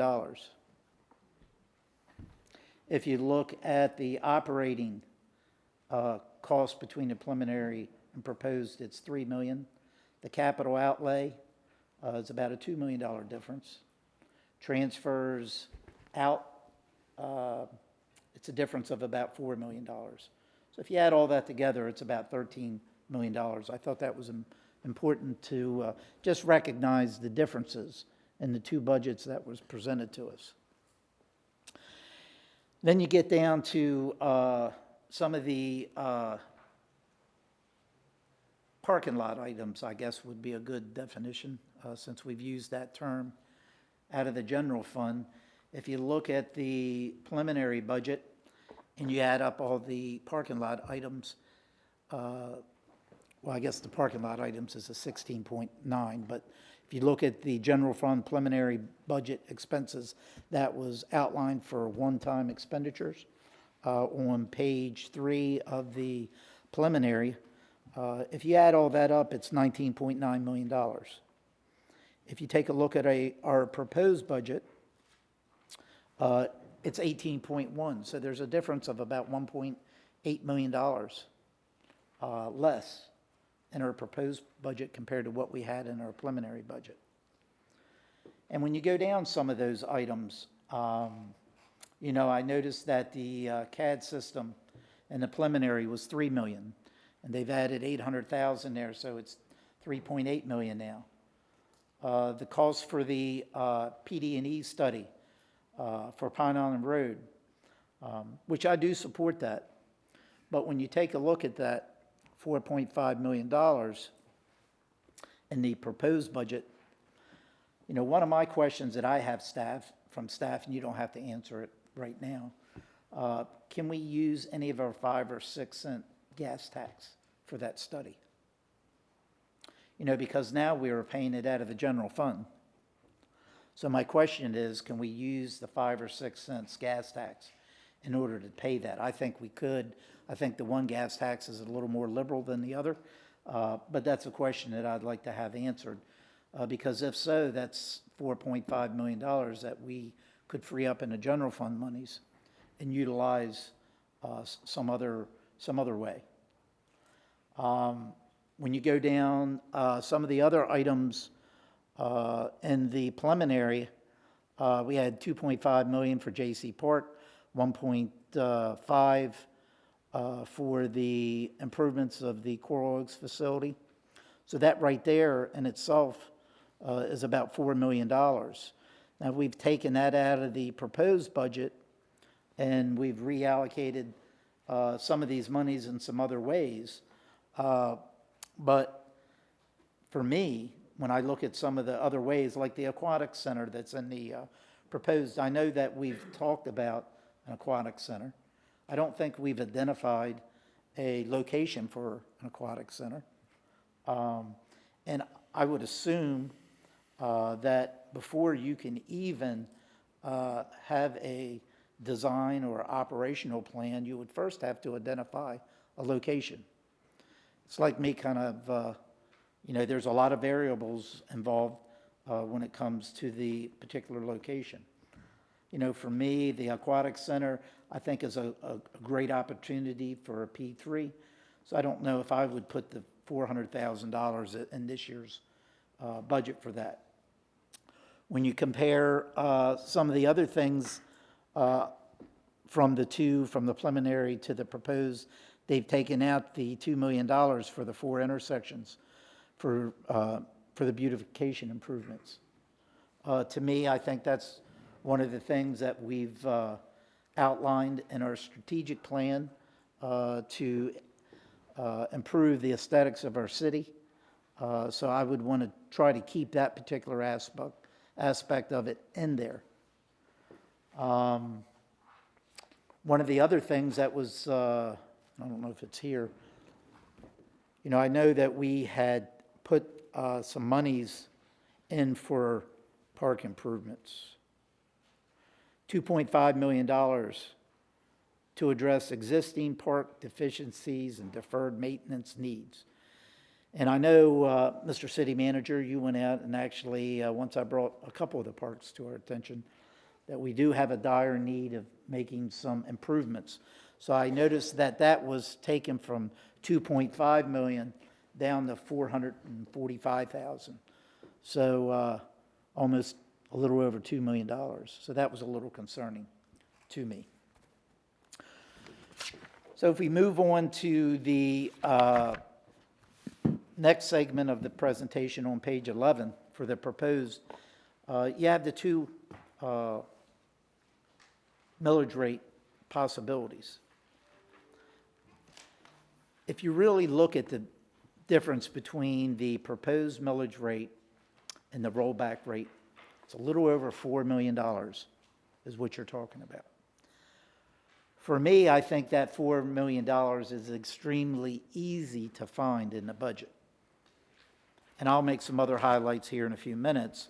But when you look at this particular page, one of the things that staff did was they cut public safety. For me, that is the last place that we cut. And there are many other opportunities through this budget to take a look at that I think you could find that $4 million. And, you know, when you take a look at our 9 months actuals, you look at the $75 million that we've had extra in the last 3 years at the end of the year, and I think we are well on our way to see a substantial savings over the FY '22 budget as well. Surely we may not see that $33 million that we saw last year, but I think you'll definitely see the $4 million without a doubt. Just for that one example, not to include other areas that we could look throughout the budget. When you look at the police aspect that we've taken out of the equation, it's about $885,000 in that. To me, that is the last resort. I don't think in the economic times that we find ourselves in today, we should be even contemplating looking at public safety to cut. Now, Mr. Mason made a comment that that's not a cut. And I guess that's a half-truth, because it's not in the budget in FY '22, but it's in our proposed budget. So if you take it off the plate, that's a cut when I look at it. So I do consider it a cut, and public safety is definitely not an area that I can cut. One of the other things that I forgot to mention when we're talking about public safety, one of the other things that was taken off of that list between the preliminary and the proposed was the $664,000 Police Department Crime Center, and that was in the preliminary numbers. And if you look at the proposed, it's been taken out. My understanding, that's not a want, that's a need for our community of our size, and that's another area that I would not cut and take out of the budget. I think that needs to stay in there and look at some of these other alternatives to cut and not, again, with our public safety. Moving on, if you look through our budget on page 14 with our staffing update, we've definitely added about 42 employees throughout the organization. Most of those are fire and police at 15 each. Development services, we've added 9, but we do know there's a need there for sure, and I think we've even given them additional staffing to address some of the permitting crisis that we find ourselves in. And then the city manager added 3 positions. I believe that's 1 engineer and 2 inspectors, and that is mainly for the capital improvement projects here in the city. And I think that was assessed by the staff that felt that there was an additional need because of what we learned in our last UEP area. And we realized that that was probably too large of a UEP area. So what did we do? We've kind of applied a 2-step with our UEP. We have a and a B. That's how we're going to address it. So I really don't know if the 3 individuals are needed. That's something that I would like to hear a little more later on from staff to show that there is a need for those 3 additional. We've kind of reduced the UEP footprint by dividing it in half, but there's still, if we did that larger, twice as big an area geographically with the manpower we had before, we're cutting the geographic area in half, but we're adding 3 additional employees. So I would need a little more information on that. I thought I had heard Mr. Mason had mentioned in his presentation that they tried to keep each department at about a 2% growth for their budgeting. When I went through, and I went through each area of the city, each department. If you look at our city attorney's office, if you look at FY22 to FY23, it's a difference of $228,137, which is a 13.5 increase over last year's. If you look at our city auditor, it was an increase of $163,434, which was an 18% increase over FY22. If you look at the city clerk's office, it's $202,182, which is a 13.5% increase over last year's budget. City council, we have a 13.8 increase, $113,865. The city manager's office was about a 13% increase with 3 new employees.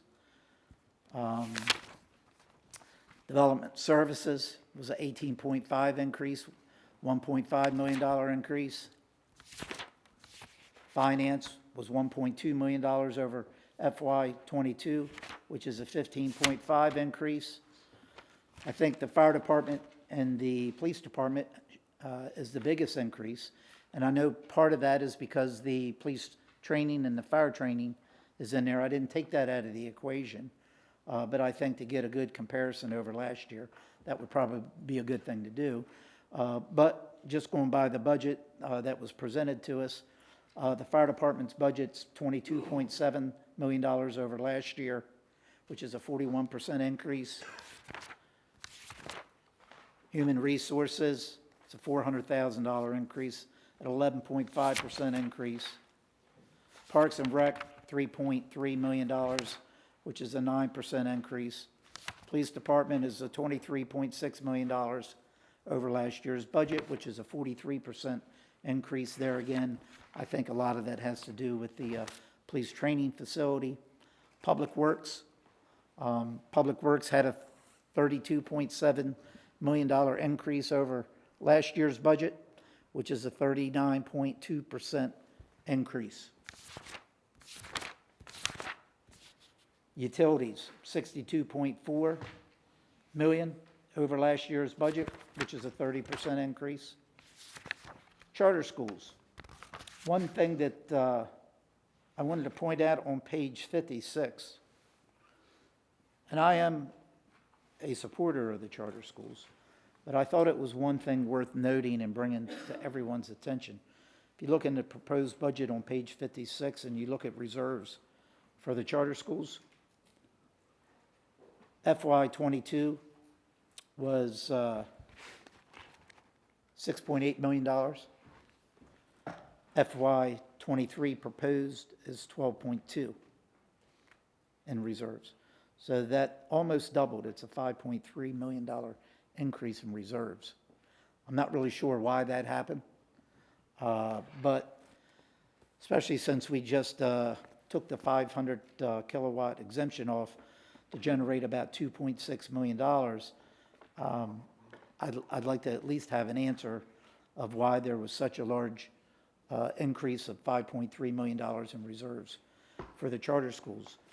If you apply the same concept that we do at 2.5 or 3 months, as far as their operating budget, which their operating budget's about 10.6, it's around $2.6 million. So just something I'd like to look at a little bit further. Get into capital projects on page 63. I know one of the things that Mr. Mason had mentioned is, see where my notes are, fleet building, $25.7 million. Thought that we would utilize debt for that particular building. But if you look on page 63 in the general fund under capital projects for 2023 requested, there's $10.3 million listed for the fleet building. So my question is, are we taking that out of the general fund, which that's what it kind of appears here to me, or are we using it, the 25.7, is that going to be a debt? Because when I read on page 63, the 10.3 for the fleet building specifically states that it's in the general fund.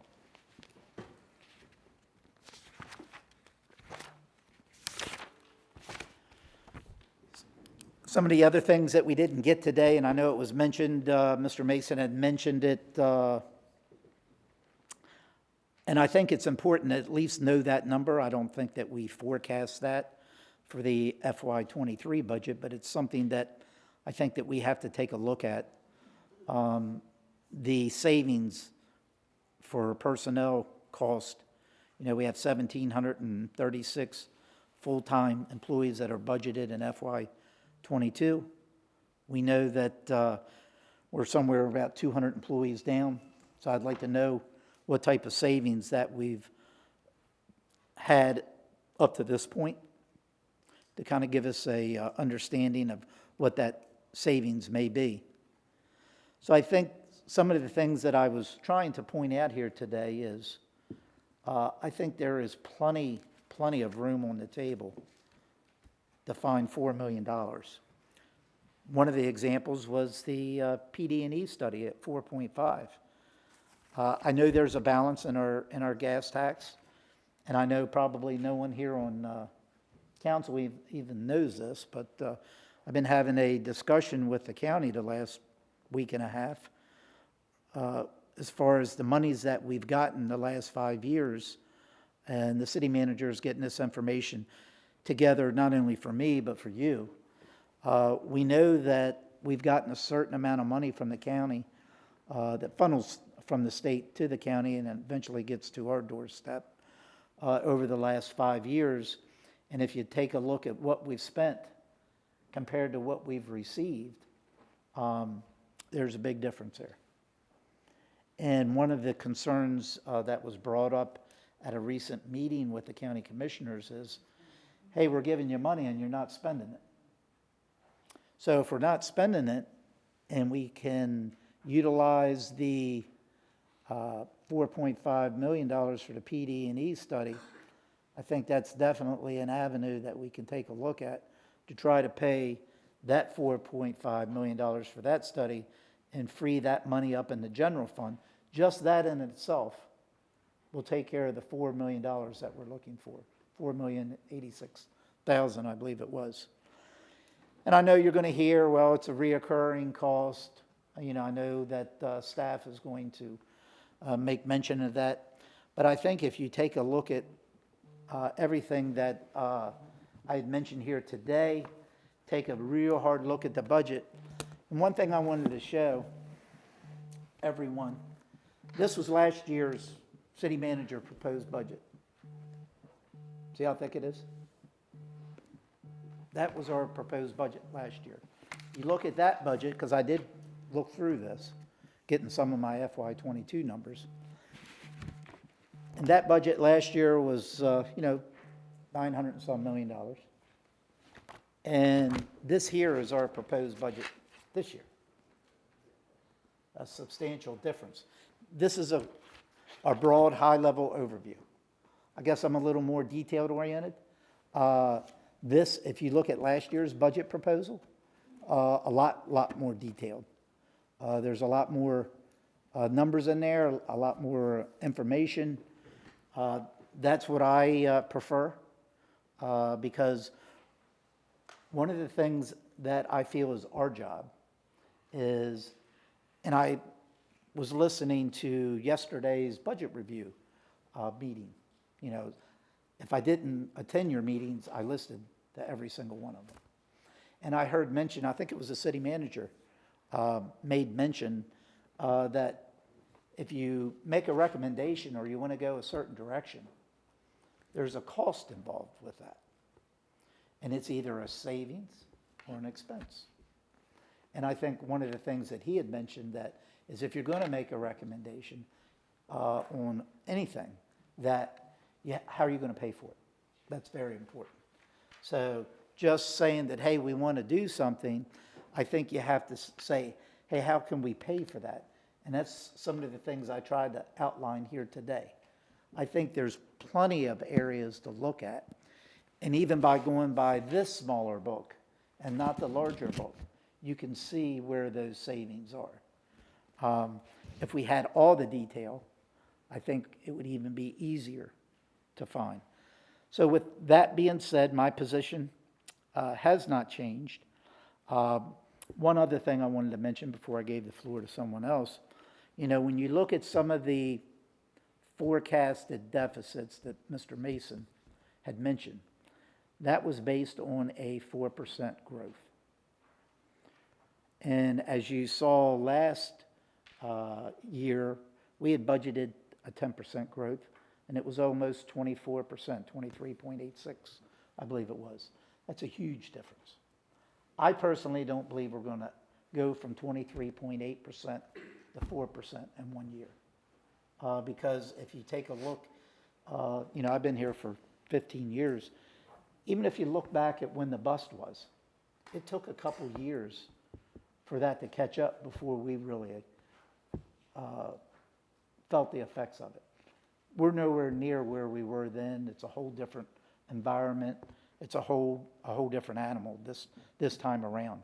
So I don't think, do I think you're going to see a reduction from the 23.8%? Absolutely. Do I think it's going to go to 4%? I don't think there's no way it'll go from 23 to 4%. Would it go maybe down to 10? That would be my conservative outlook for it to go to 10%. So if that's the case, if it goes to 10%, maybe staff can provide that level of detail with those deficiencies for the next couple years at 10%, just to give us a comparison so we can take a look at it. See if I mentioned pretty much everything up to this point. Again, the reserves, you know, that if you look at our reserves from last year, we're at $71.8 million, and we're down to about $48 million. You know, you do the math, where's the difference of that money from the 71 to 48? What's that about? $23 million?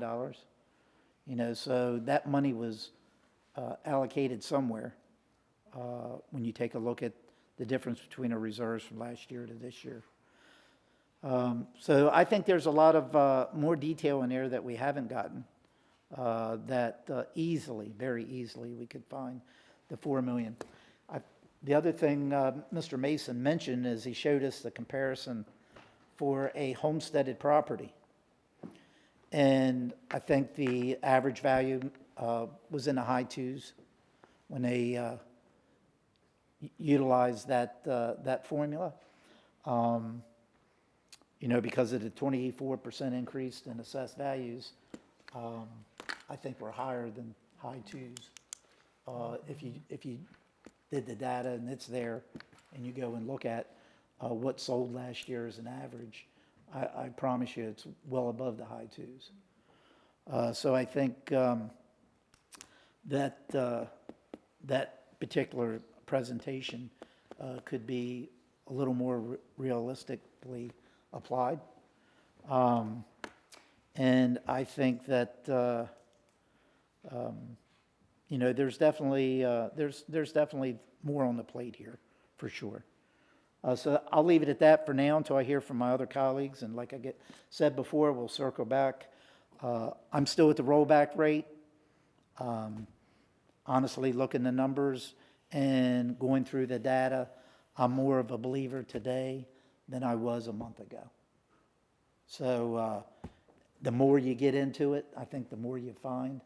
So I'm probably of a stronger opinion today than I was a month ago. And I'll leave it at that. Councilmember Tate. Thank you. I appreciate all that you have discussed, and it was a little complicated to go back and forth to the two books. But before I can even tell you whether I'm supporting one rollback rate or another, I need to know answers to all the questions and differences that you brought up, especially like for the gas tax and all that stuff. And I don't know if that's something we can accomplish today, and it is. And so, I mean, if you can answer everything that we just heard, I need to know that before I can make my decision. And whether we do that today, whether we do it next week, it's getting to be rather tiring. So I would prefer, if you've got it, Mark, let's go through it line by line, what we just heard. And if not, then we need to have another meeting so we can go through it again. Because now we have questions that don't have answers. Does everybody kind of get that?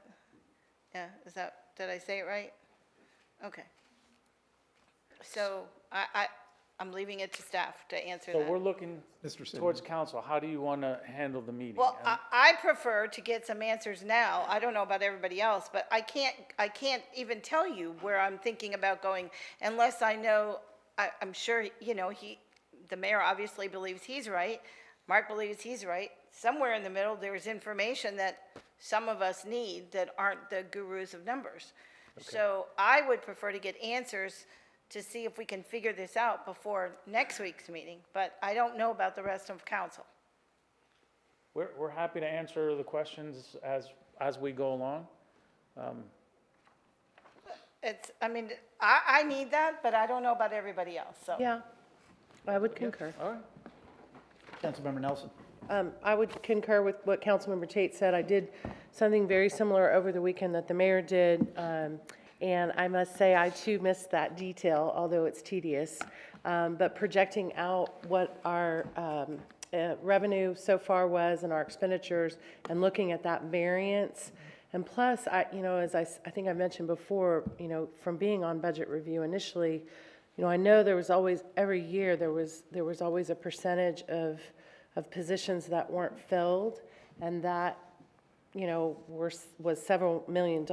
And so I know, I mean, after going through this, I'm pretty confident as well that we could do the rollback rate, because I do think that we have some opportunities within our budget that I don't think we've had in years past, especially with this 23% increase in our values, in our home values. So I too would love to hear, especially about the gas tax. That is something that I was made aware of last week by a colleague of mine.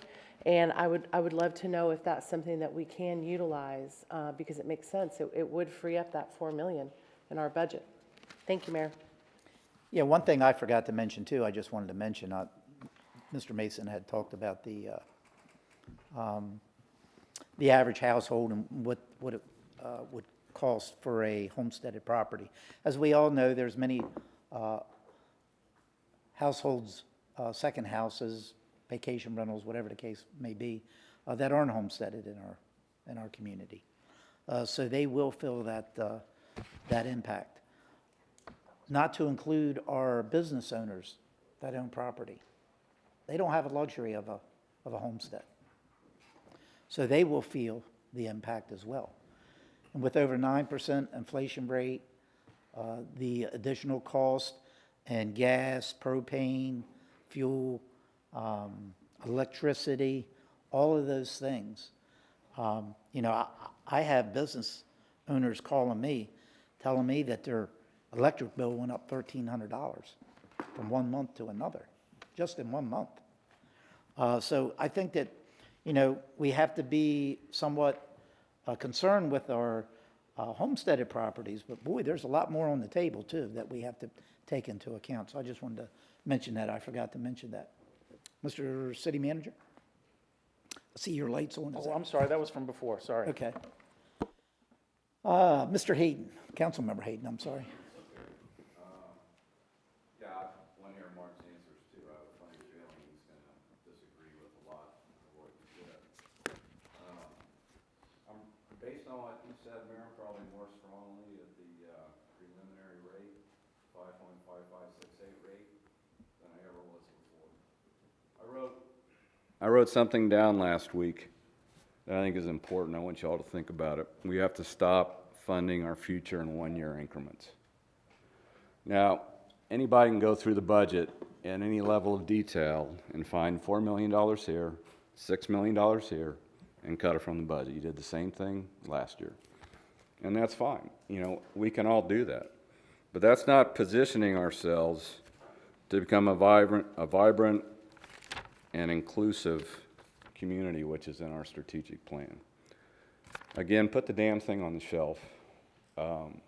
Put the ULI proposals on the shelf, because until we stop thinking about our future in 1-year terms, and we know things are tough now, we know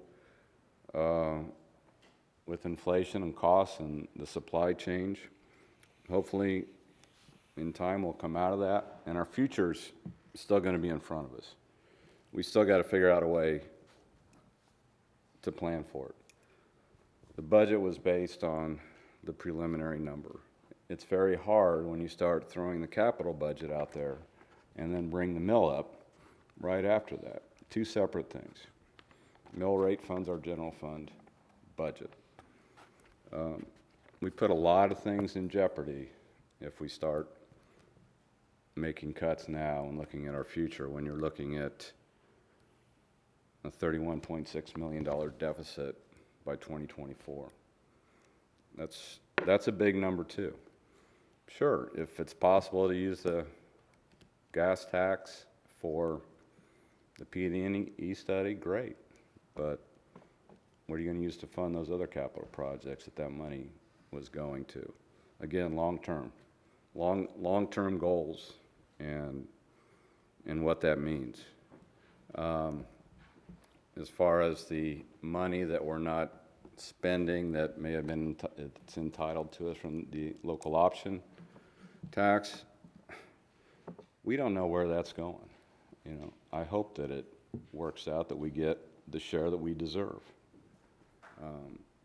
The smaller cities are fighting back on that. They're fighting back against the agreement they made a couple years ago.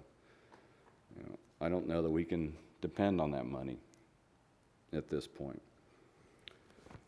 So my position is, I'm saying the same things that I said for the last few months on this budget, and I said the same things last year. I would hope that the council remembers that we have a future to think about.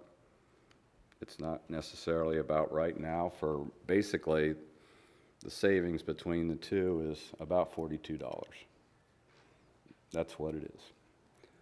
Most of our properties in Cape Coral are homesteaded. They're not non-homesteaded. So, if you reflect back on those numbers, you know, that's really what we're talking about between the two mill rates is $42. So I'm still at the preliminary rate. I'm not going to change. Mayor, thanks for the time. Thank you, sir. Councilmember Cosner. Thank you, Mayor. I'd change my mind and wait to speak until after the city manager gives his answer, or I'm sorry, maybe Mark's going to give his answers to all the things that you brought up, Mayor, Okay. because that was a lot of information. Councilmember Welch. Yeah, and I'm still waiting to hear from the Budget Review Committee's presentation, Okay. and then maybe we can move on to the answers and then continue with our thoughts. So why don't we do this? Why don't we give the budget review the opportunity, I give staff the opportunity to get their information together. Sure. So why don't we take a break until 4:10, and then budget review, you'll be up next, and then we'll go to staff.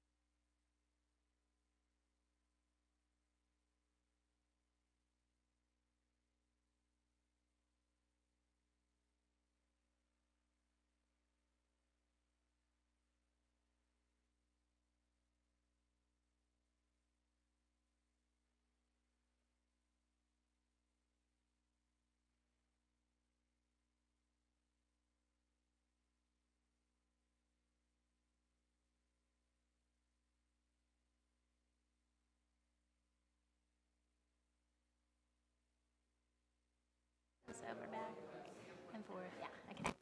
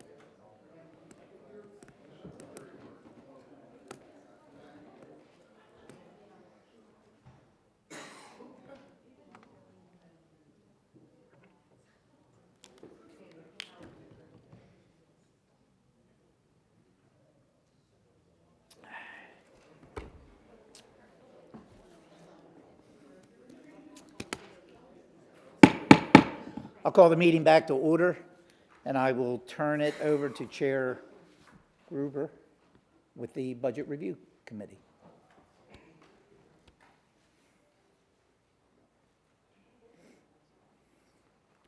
Okay, and so what am I'm going to hit that. Ready to go? I am ready to go. They'll flip it over. Who flips it over? Oh. Okay. Great. Flip over. As long as I don't have to flip anything. Hi, I'm Joanne Gruber, and I'm with the Budget Review Committee, and I'm going to cover our recommendations on the FY23 budget for the committee today. Thanks for having us. We'll start with the millage rate. So the Budget Review Committee majority recommendation, and it was a 4-3 vote, is for the proposed millage rate of 5.5568. However, maybe unconventional, to support the fact that council's deliberating this, we decided we would provide you some commentary from the both rates, the rollback and the proposed rate. On the proposed rate of 5.5568, I'm going to stumble through that. You can see who voted for that. And I will tell you that all of us that supported this rate had previously supported that halfback rate that's just over 5.9. And we were disappointed with the outcome of the trim rate meeting because that essentially eliminated that rate from the discussion, and that was the one we supported. So we moved to the 5.568, and that rate provides almost $11 million in net additional property tax revenue over the prior year. It also, based on the $275,000 average homesteaded taxpayer, bill, will be $42 more than that same homeowner would pay with the rollback rate. So we've got more money to do what we need to do in terms of community improvements and infrastructure, systems, buildings, and people. And we also have some room that if there is a recession that materializes, we think we have a little bit of room to reduce the rate next year. The rollback rate is 5.3694. You can see our members that supported that rate, and that too provides almost $7 million in additional net property tax revenue to the city. Like I said a second ago, it will cost the homeowner, about the average homesteaded property owner, about $42 less than the proposed rate. And it also provides some relief from a lot of the inflationary pressures that our taxpayers are feeling right now. So more relief there. The difference between the two is $4 million, as I think has been pointed out a couple of times. And we too don't really support that $4 million being funded by a reduction in the number of new police officers that would be hired. So my understanding, it would go from 15 to 11, and we too look for alternate ways to fund that $4 million gap, should that be the way the council votes. These were suggestions. We could budget staff at 97% instead of 100%, understanding there are always openings. It takes a while to hire people, and there is turnover. Or we could finance some of the capital projects that right now we're going to use the tax revenue for. We could finance some of those. And we have some reserves that, we got from COVID money and FEMA money, and we could use some of those reserves to fill in that $4 million gap. We also discussed the general fund reserve recommendation, and we support the 2.5 months of general fund. And growing that, we also support growing that to 3 months when it's economically viable for the city to do that.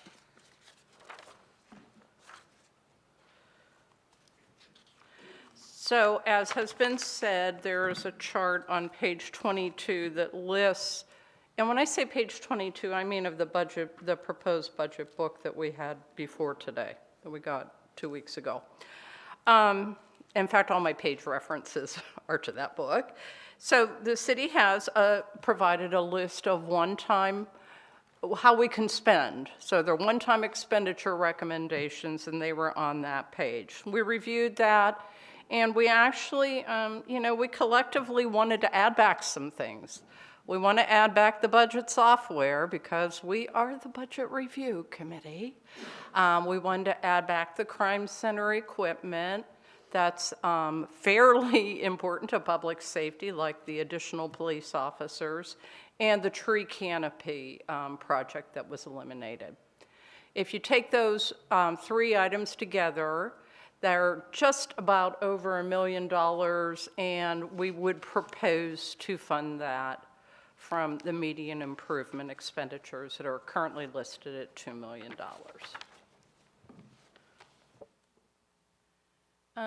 From this point on, I'm not going to speak about a specific page of the budget or a specific line item in the budget. I'm just going to give you some other budget-related recommendations.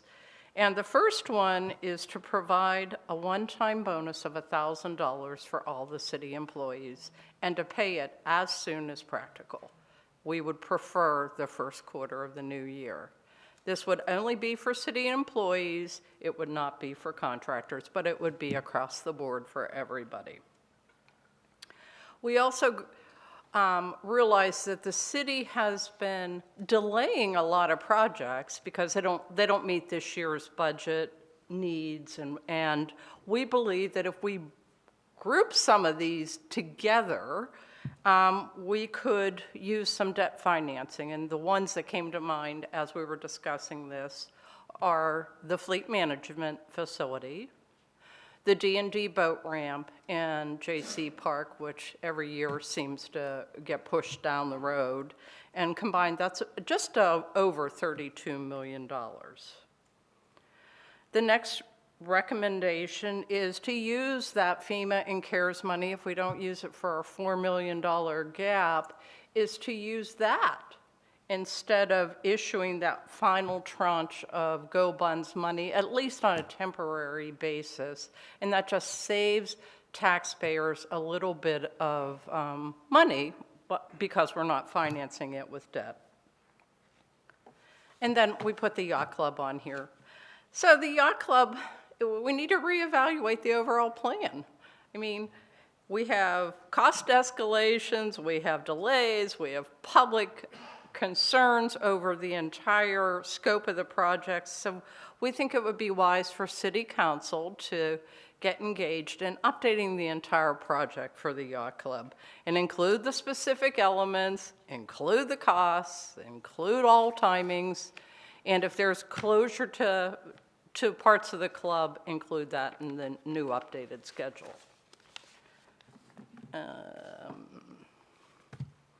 Other budget-related recommendations. So some of the projects that we have, we think maybe we should consider postponing them until the supply chain eases up a bit. And strategic plan items. So from the review of the strategic plan, we had 3 things that we wanted to propose. The first one is there is an expansion of community events planned, right? A Super Bowl party, a New Year's Eve party. We'd like to add an ecotourism, either element to those items or an ecotourism event, because that is included in our strategic plan. And probably the biggest one is to improve the city's green space, right? And one way to improve the city's green space is to purchase the old golf club with a remediation contingency. So we've got a lovely golf course there. I think it's 175 acres is what I think I've heard. And the city manager shared with the committee yesterday, I think, a plan that had been drawn up a number of years ago that included different usages for different parts of the old golf course. And one of them was a series, I think, of different smaller botanical gardens. And we really liked that idea. We liked the idea of the gardening as well as all the other features that plan had included within it. So we would like you to consider that. And then the final thing is communications. We have a lot of newcomers in the area, and it wouldn't hurt to enhance the city's communications for our newcomers. Oh, and for existing taxpayers. And then the final page. So these are all kind of related to the same thing, and I've heard it mentioned, and I really appreciated hearing it. This has to do with the presentation of the budget rather than how the money is being spent or saved. There was a change, as Mr. Mason both put in the preliminary budget book and mentioned earlier, where the handling of or the inclusion of designated reserves and undesignated reserves was in FY22, but it's not in FY23.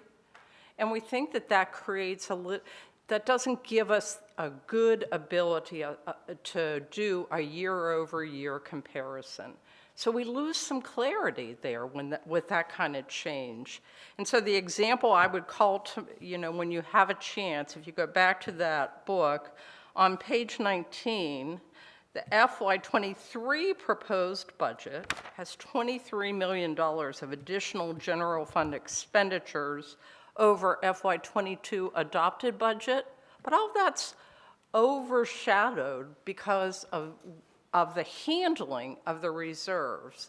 So we're just asking that if we have a major change in accounting policy or presentation, that you kind of hit us over the head with it. Because it seems like we didn't get it until we really got hit over the head with it. And those were our comments. I want to thank our council member Hayden for working with us, and Mr. Mason and Mr. Hernandez.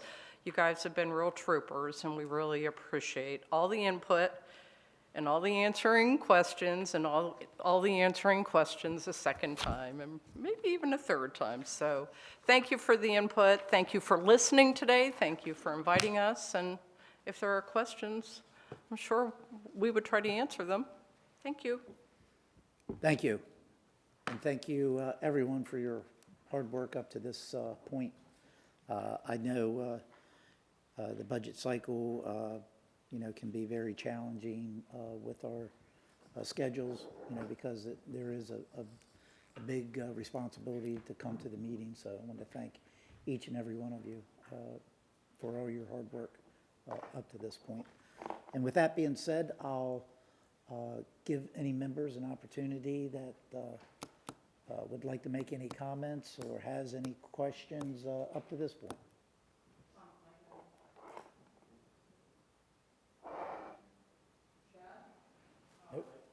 Okay. All righty then. Thank you very much for the presentation, and we respect your recommendations. Mr. City Manager. Okay, Mr. Mayor, just one question before we begin. I'd like to know how are we doing on time? Are you looking to get out of here at 5 o'clock, or do we have flexibility on time? 5 is good? Yeah. All right, that only gives us half an hour, so we're going to have to continue this. Mark and I identified about 18 areas that we need to address based on the mayor's comments.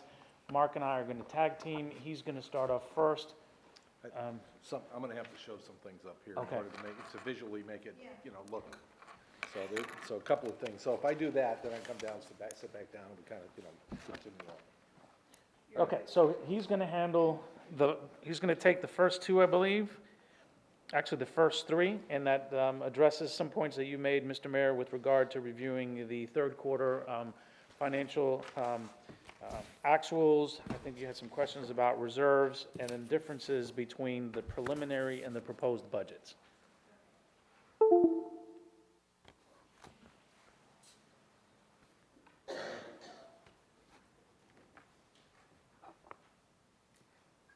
I don't know how to really work this thing, so we'll just kind of do, I don't know how to make it bigger, let's put it that way. So we just have what we have here.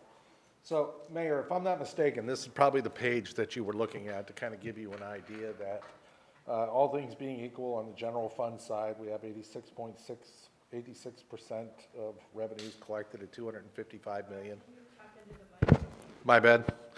And then, so on the year-to-date expenditure, same thing. So if you're looking at all the funds, et cetera, I'll just remind everybody that for all funds in fiscal year 2022, both adjusted and adopted, it includes reserves, which are non-spendable, so they're not real money, and we're not spending those reserves. They're not included in anything, but they're included here. So if you're looking at this particular page, you go to page 3, which I think is probably the most important thing, because we're talking mostly about the general fund. So so we can talk a little bit about that. So one of the things that how do you make this bigger? Oh, okay, so there was a game plan for this gizmo.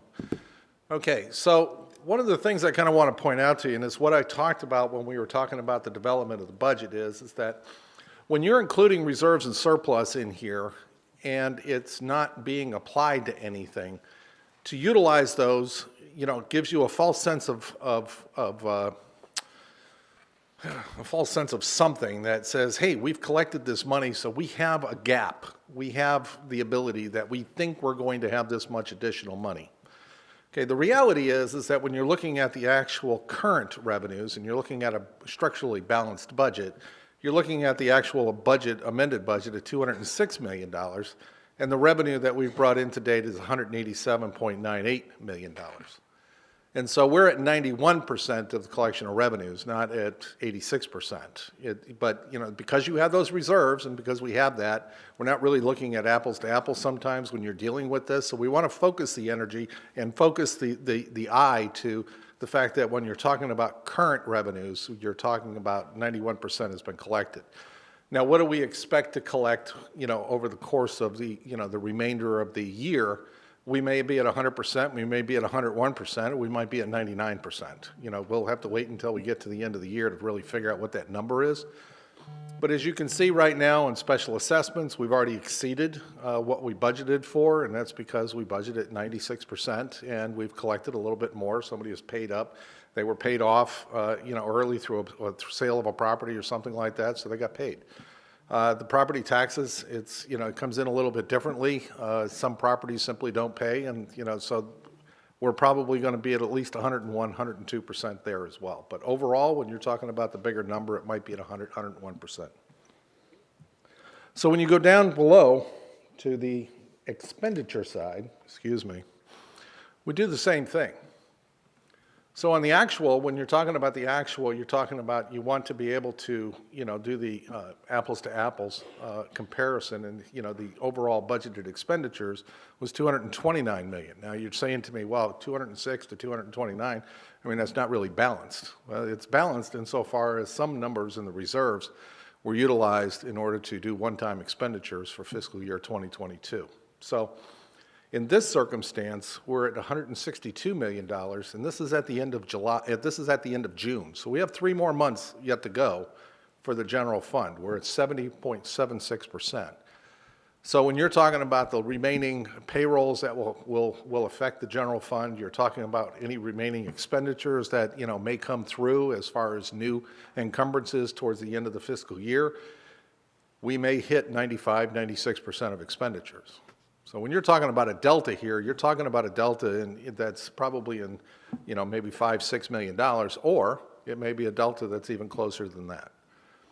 One of the difficulties is understanding exactly what expenditures and what encumbrances are going to be taken out as you're getting closer to the end of the year. And so those are one of the things that it's a little bit more difficult, and it's harder to, just simply divide by 12 and say, here's the number. It's not quite the way it works, because we collect an awful lot of taxes and in this case, the assessments up front. And so it's not necessarily a division by 12 kind of approach. The same thing actually applies on the expenditure side. We have Parks and Recreation do most of their work in the summer months. And so the majority of their expenses actually occur between May and September. They don't have as much in the expenditure side, because that's when they are also able to do a lot of their maintenance as well. So I just kind of wanted to point out on the quarterly report, I probably should have done a workshop on this with y'all to kind of, walk it through and work out exactly what some of these numbers mean. But, my forecast today on the general fund is probably in the $5 million range or less. That's what I'm expecting. So as far as a surplus, if there is a surplus.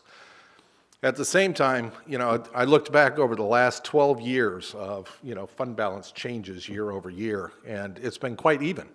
We've had 6 years where we've seen a positive impact to the fund balance, and we've had 6 years where we've seen a negative impact to the fund balance. Some of those impacts occur because of accounting issues when you're dealing with, doing accruals and et cetera by the end of the year. So those will also have an impact as far as the general fund is concerned.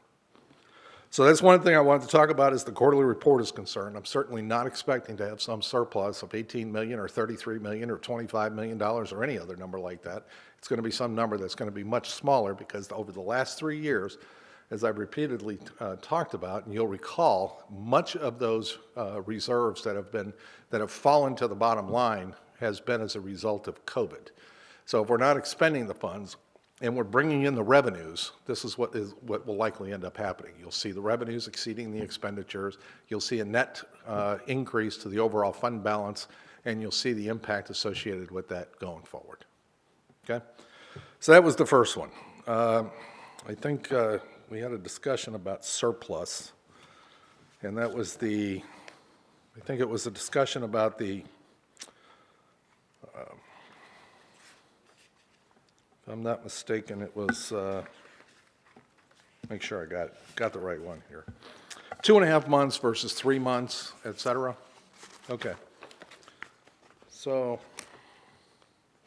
I'll just remind everybody here, on the presentation today, on page 55, these were the numbers. Okay, now we need to make it bigger. Okay, so the numbers that you see here for 5.5568, talk about 32 million at 2 months, 41 million for the budget stabilization reserve, and then there's another one, $49 million at 3 months. As we talked about at the July 20th meeting, and I'll show you that calculation. The numbers for 5.5568 were about $1 million difference, thereabouts, on both of them. Now, we've had some adjustments to the overall budget that we talked about, so I want to show you that, in effect, the $2.9 million that you see there was eaten up by the changes that we talked about, both on the revenue and the expense side. Oh, I'm sorry. Is there something missing? I don't know what page you're on, and so. Oh, this is from the July 20th meeting. I'm sorry. Because I think this is what we were talking about, was the difference between these two charts. Was that what, I don't want to misunderstand what we were talking about, so I just kind of wanted to point out that these were the numbers that we were talking about at that time. When we came back and we made some adjustments, the overall change to the budget affected the overall months. So when we were talking about an $8 billion surplus, I'm not sure exactly where that came from, but in this particular circumstance, we were at 3 months, we would end up having to make up something of $7 million to get to 3 months. We recognized that at the 5.5568 millage rate, and we had advised you at July 20th that we can certainly cover the 2.5 months, but to go further, you'd have to have a different millage rate. Okay?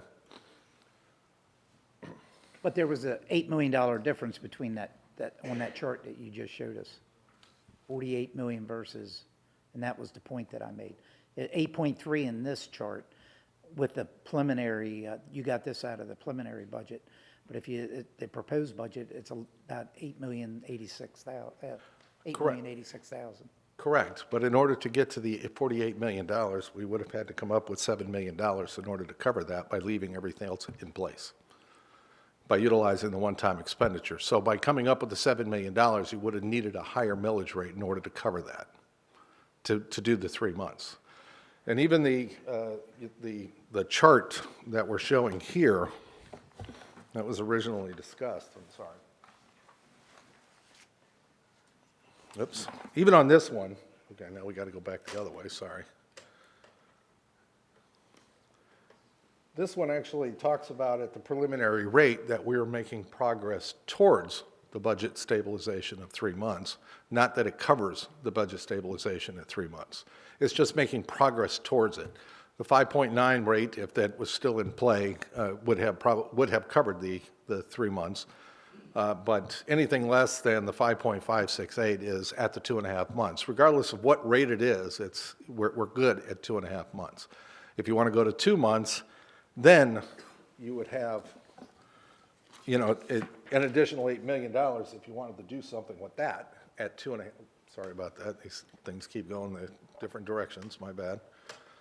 That's where you come in with this additional $8.5 million if you were to go back down to 2 months. And you'd have that available to you from the current reserves that you have available. Okay, so it's just to understand that how the reserves are calculated and where the numbers came from. Because in this particular circumstance, if you weren't using, and even on this page, if you were not proposing any one-time expenditures, certainly you could achieve the 3 months, or you only used half of them, you could achieve the 3 months or thereabouts. Not absolute specifics here. That kind of just gives you an idea that we are using the reserves. So in order to get to 3 months, you need a different revenue source to get there. Okay.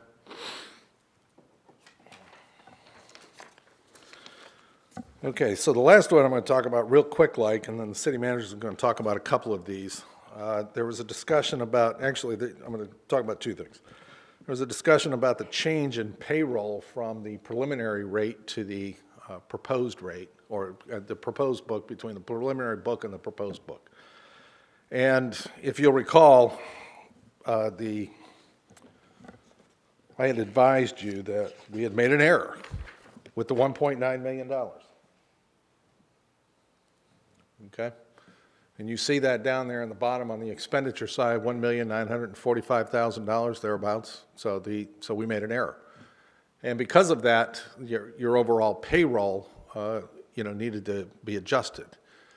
This $1.9 million is part of the overall payroll because we issued W-2s for the payment of the health insurance for employees that received it prior to 2003. So on an annual basis, we issue out W-2s to everybody about the amount that we paid for their health insurance. So that's included in overall payroll. So by adding it back in, it had an overall impact on the payroll. And that's the reason why that change occurred. So if I wasn't clear on that, I apologize, but that's what ended up happening. All right, so let's see. Then there was one more thing, and then I could have waited to do this one, but we're talking about payroll and we're talking about all these other things. So we were talking about the 2% regarding departments and the changes regarding departments. You guys can shut this off. I don't need this now.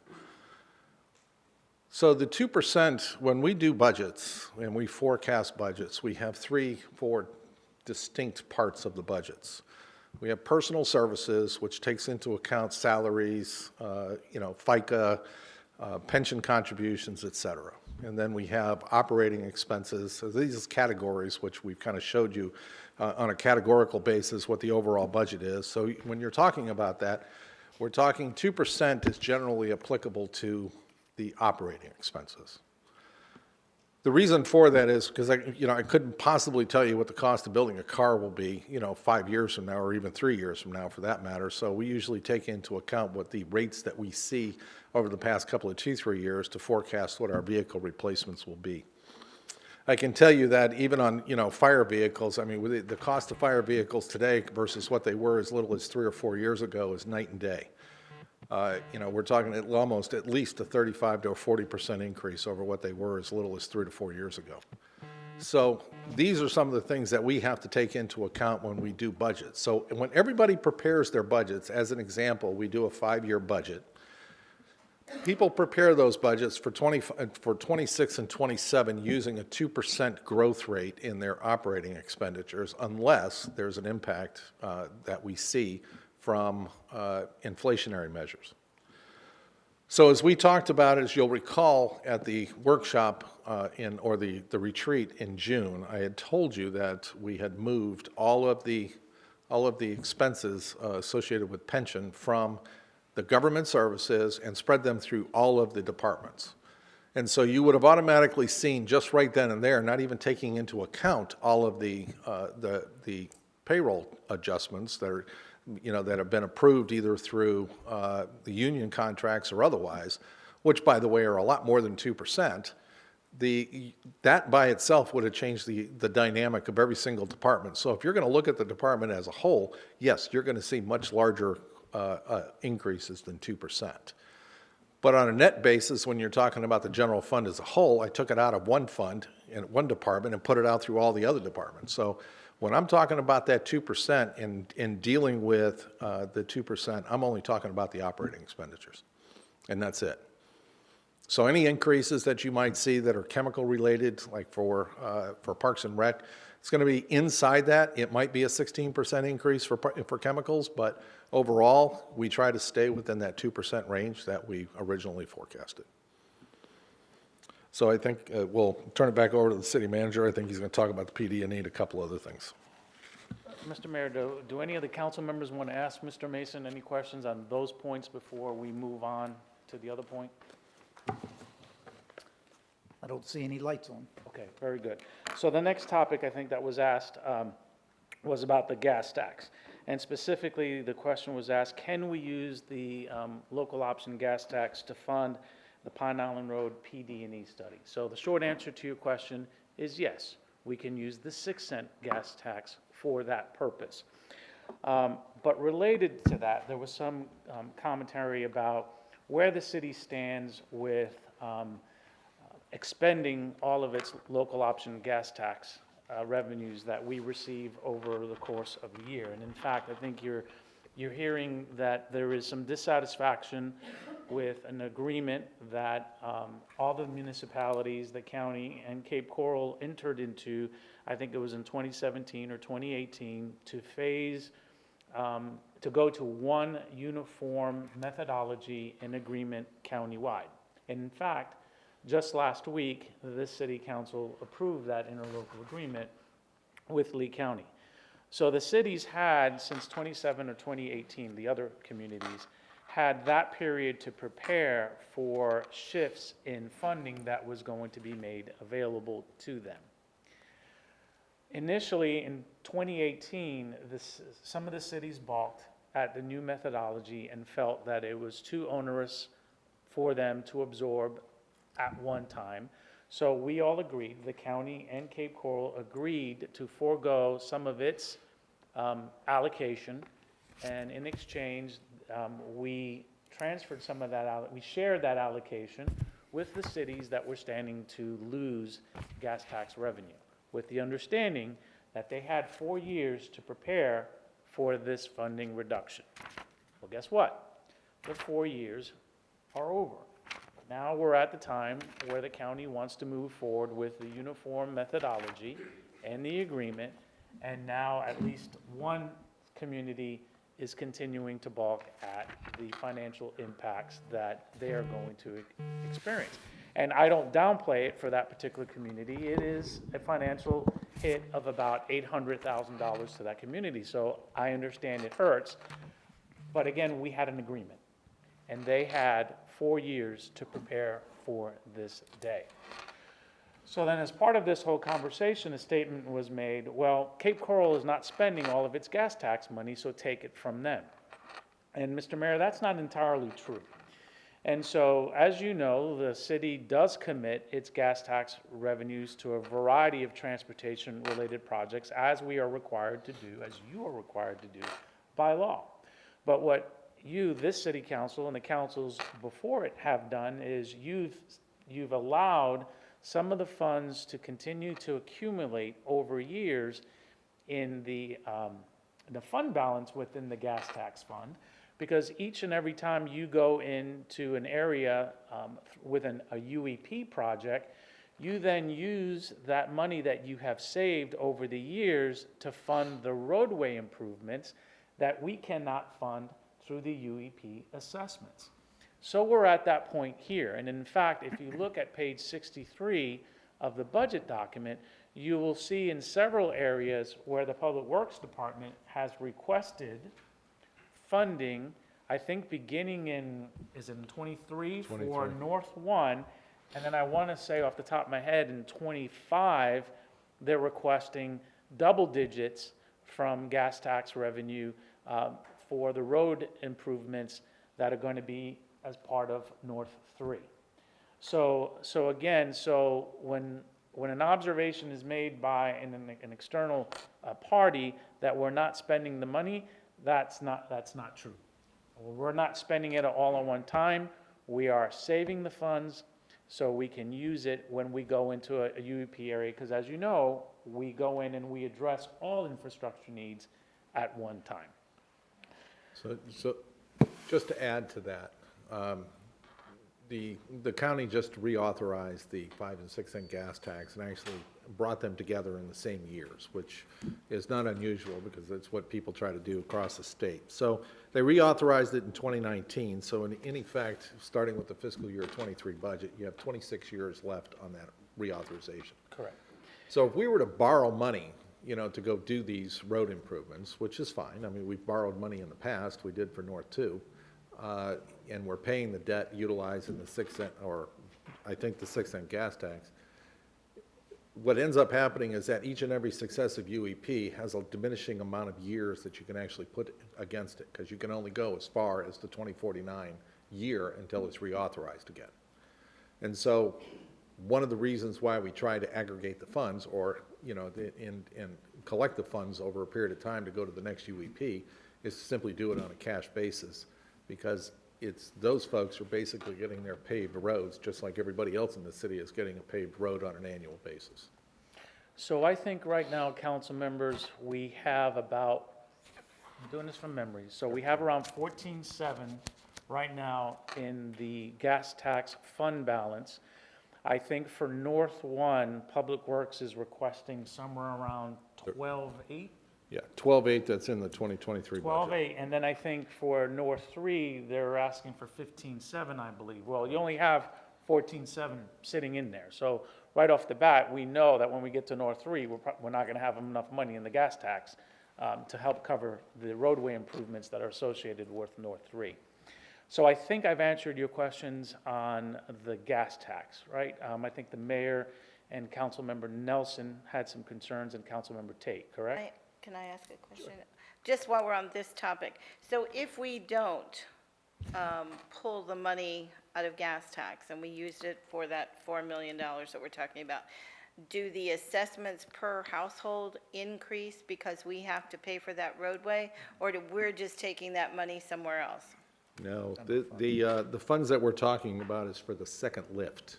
Oh, the second lift. The first lift is included in the assessment. The second lift is to really extend the life of the roads for a much longer period of time than the first lift would have. But where does that money come from when we don't, if we use it for something else?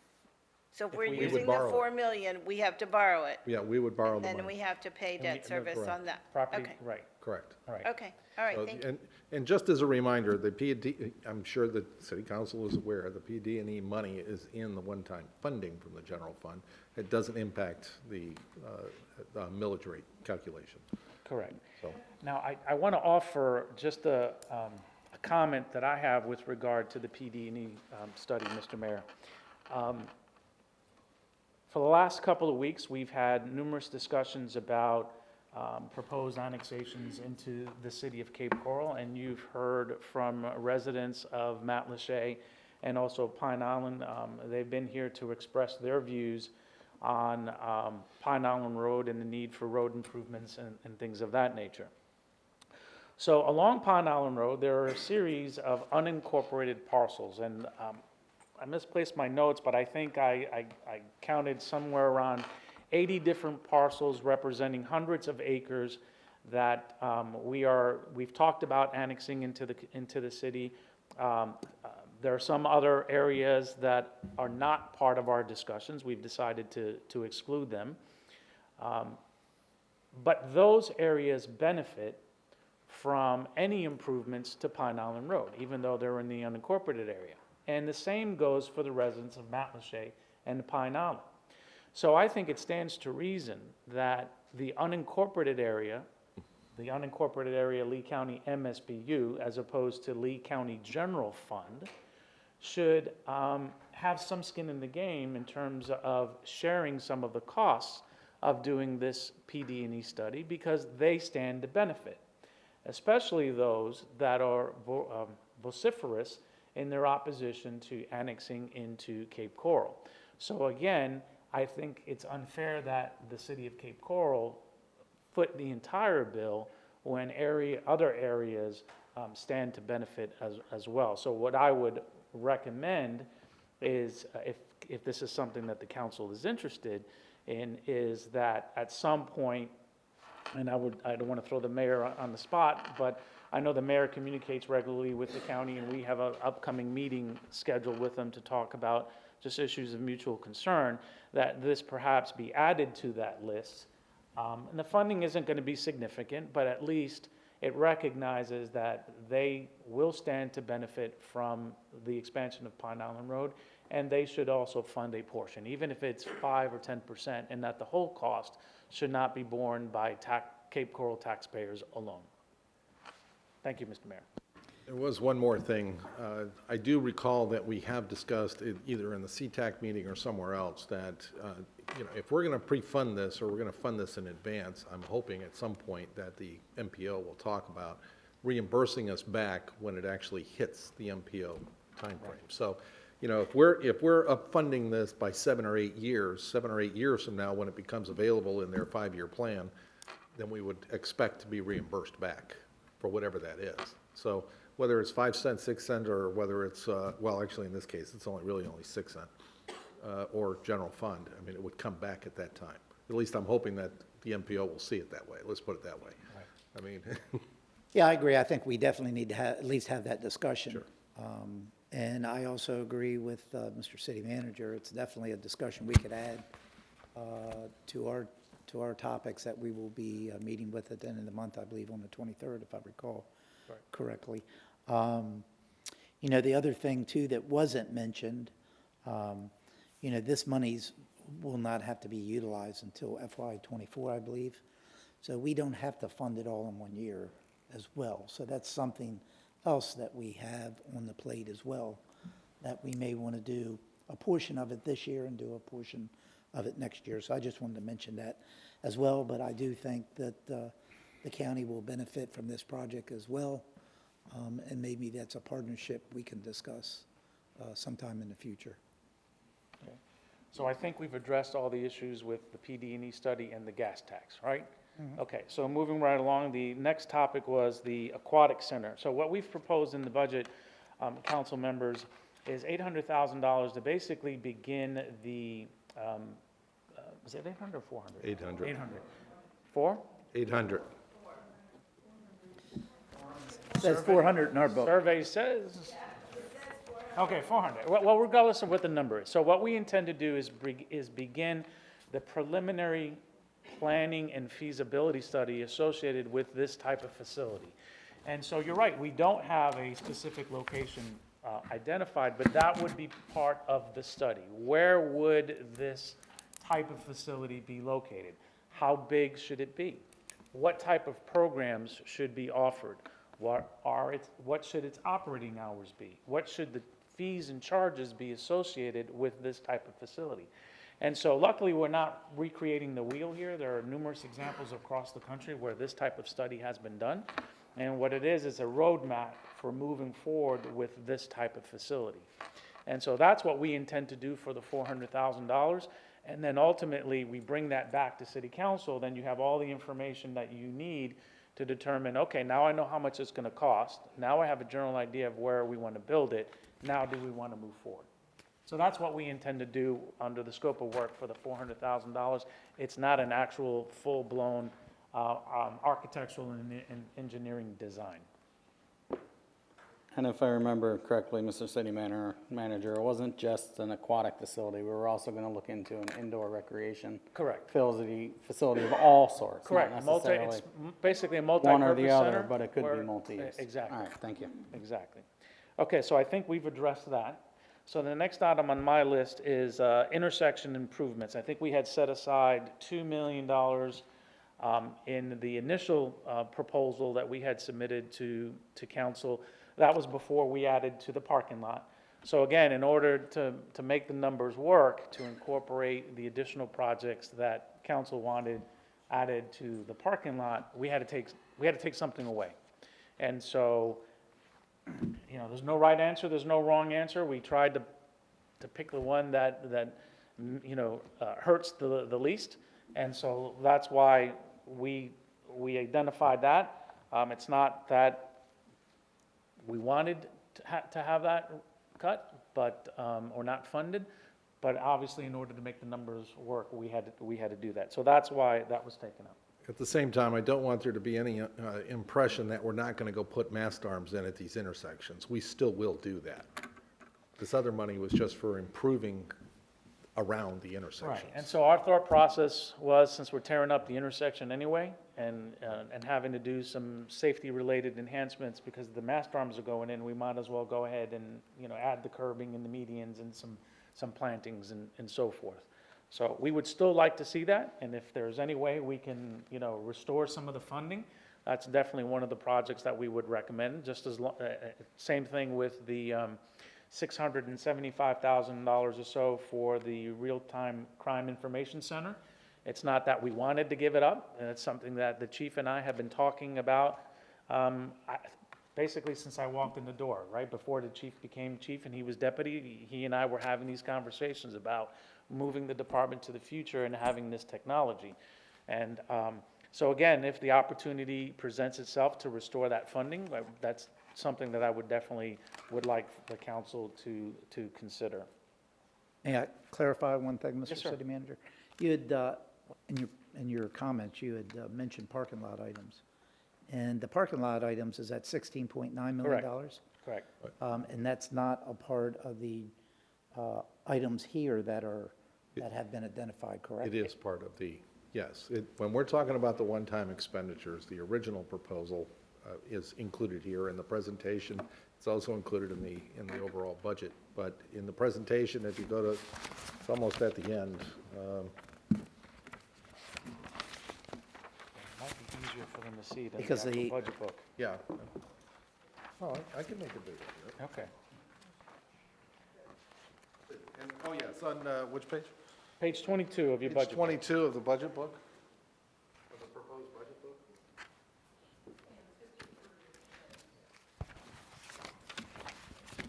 And page 56 in the presentation, but. What page did I say? 22 of the budget book, of the proposed budget book. 56 is You're looking at charter preliminary. school, so it has to be on this one. So anyway, on that page, you'll see where we had to make adjustments in order to accommodate the additional projects that council had identified back in July. And so in order to meet that $16.9 million number, you know, we had to swap some things out in order to add the additional priorities that you identified. So as an example, if you decided you wanted to do the PD&E out of the gas tax, then that would add back $4.5 million. We'd go back through all of these numbers, come up with $4.5 million, and apply it to that column. The idea is that, you know, since the beginning, we've been trying to live within the 16.988 as far as the proposed budget is concerned. These are the one-time expenditures coming in from reserves that are excess reserves that are available in order to do this, that are not needed for anything else other than what we're looking at doing. Councilmember Welsh? Yes, you said that this is not going to affect the mast arms going in at those locations. When do you expect those mast arms to be completed? So I think we have two immediately, and I say immediately within the next 6 months. One is Del Prado at Averill, and then Del Prado at De Navarra. And then after that, we have Santa Barbara at Tropical, and where's the other one? Santa Barbara, Tropicana, and then the next one up, which is what, Diplomat and... Yeah. So this $2 million would support all 4 of those? Right, and that was only for the landscaping enhancements. So Those my question repaving, et is, cetera, all that. if we didn't do the landscaping enhancements along Del Prado, because they're obviously already have the curbing and they've got quite a few cars that go by, we could probably cut this in half, potentially, and only do the landscape enhancements on 2 of them, where those services aren't actually there? So I'm gonna have Mike answer, Mike Ilitches, and take a stab at that. Good afternoon, Mayor and Council. So the signals that we have that are in the works right now are both on Del Prado. One is at Del Prado and Averill, and the other one is at Del Prado and De Navarra. The intent is at those signalized intersections to come back and add median landscaping enhancements at those intersections to bring them up to a design so that when you're sitting there, you're at the intersection, you have a nice look and an appeal to the city. The other ones that we have scheduled that we just did a warrant analysis for this year, which have met warrants, are Andalusia and Diplomat. So basically, it's Pine Island Road, the first mile north, basically as you follow Pine Island Road. So it's going to be Andalusia and Diplomat, Tropicana and Santa Barbara, and Cetus and Embers. Chiquita and Embers. Yeah. So if you've driven those areas, if you've been there, you know, peak rush hour traffic, those intersections are completely bogged down, just as the ones in the south would have been when they were filling out. I gotcha. So my question on this is, what does this $2 million do? All of 5 of those, or just the 2 for this year? So it was for all of those intersections. Okay, so if we wanted to, we could reduce the amount of that and only do the ones in, because I really honestly, personally don't think that Del Prado and Averill, when everyone's either flying by at 50 miles an hour or sitting at a light, is going to need median improvements, whereas I would prefer to see it on Diplomat or some of the smaller intersections where people are going to be there. So if we're considering adding that in, I'll talk more in my comments. So thank you for clarifying that. So if I can just respond, keep in mind that Del Prado is one of the main entry thoroughfares into the city. And that particular area of Del Prado is somewhat barren with landscaping in the median. I think you have just trees planted sporadically. And so this would really make that intersection pop, those two intersections, especially now that people are actually going to be forced to stop. Not north So north of Veterans. I just offer that. Yeah, no, it's just that it would be like sporadic, one or two things on a long road. So I think the impact on the other roads would be more. Yeah, I mean, for me, and I'll make my comments later on, but if you look at the items listed in the preliminary versus the proposed, for me, I would adopt the preliminary outline projects before the proposed. And the only two that I would take out of there would be the Coral Oaks facility, which is 1.5, and the JC Park at 2.5. That leaves us $4 million. Whatever we want, whether it's PD&E study or whatever the case is. But I just like the scope of or list of projects in the preliminary budget much better than what's in the proposed budget. But that's just me. Go ahead, Mr. City Manager. Okay, so I think I've addressed that. So the next point, Mr. Mayor, you mentioned that the difference between the proposed budget and the preliminary budget ends up essentially cutting public safety. Again, when we put the budget together, the proposed budget, we thought we had X revenue to deal with. And as a result, we thought, okay, if we have this amount of money, then these are the projects that we would fund with that bucket of funds that you are providing us. If we started off with the total amount of money that we would receive at the rollback rate, I would not have approved the supplemental request that was submitted by the variety of departments. And in fact, if we go to the rollback rate, I think the only program enhancement that is approved at the level that was requested by the department is the staffing for Fire Station 13. Everything else pretty much is eliminated in its entirety, or like in the case of the police department, I think, we end up losing 85% of what they had requested. So is it a reduction? I would argue technically no, because they don't have it. And so we're just not adding it to the budget. If we add it to the budget, then I've got to cut it from somewhere else. And so, we went through an exercise and we said, okay, what if we just reduced the overall size of the budget by the proportional amount that an agency represents to the total budget in order to fund the $4 million? And that exercise proved to be difficult because, council members, we don't build widgets, so the majority of our costs are in personnel. And so when you're having to cut that amount of money, it ends up hurting. It ends up affecting personnel. And let me give you an example where, and I'm just going to pick on the city attorney's office today because she has been so quiet that I think we need to pick on her. So when I looked at my calculations, and of course I can't find it because every time I need something, I can never find it. Here we go. And so I said, all right, if we apply the proportional share of the $4 million reduction to the city attorney's office, she would have to cut $32,000 out of her budget. Well, the reality is that she doesn't have $32,000 in regular operating and maintenance costs. So that's going to have to impact personnel. So that is probably the easiest and fairest way of apportioning the cost across the entire organization. So if I follow that methodology, then that means that the police department would not be exempt, and they would have to come up with over $530,000 worth of costs.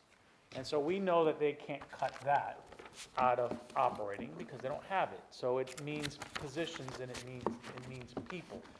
I don't think, or at least I haven't heard council express to me that we're at that point where we're willing to reduce headcount in order to fund some of these supplementals. So that's why I didn't go there. That's why I said the easiest approach would be just to not add these program enhancements to the budget if we go to the rollback rate.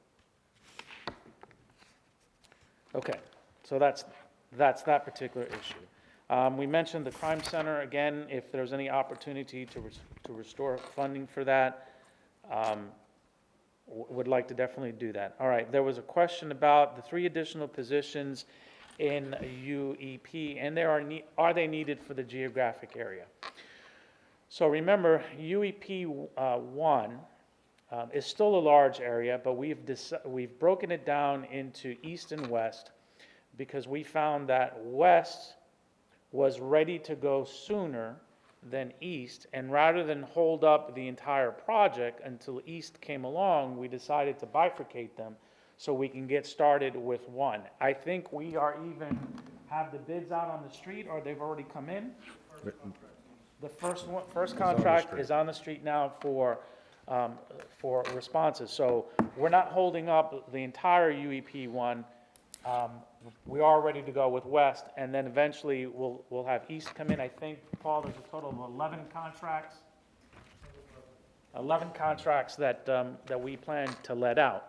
And I just want to remind council that in January of 2021, the city auditor published her review of the UEP program, and one of her recommendations was that we needed to add more field inspection staff to the UEP program because of the expanse of the project. So what we did this year, I didn't have time to do it last year.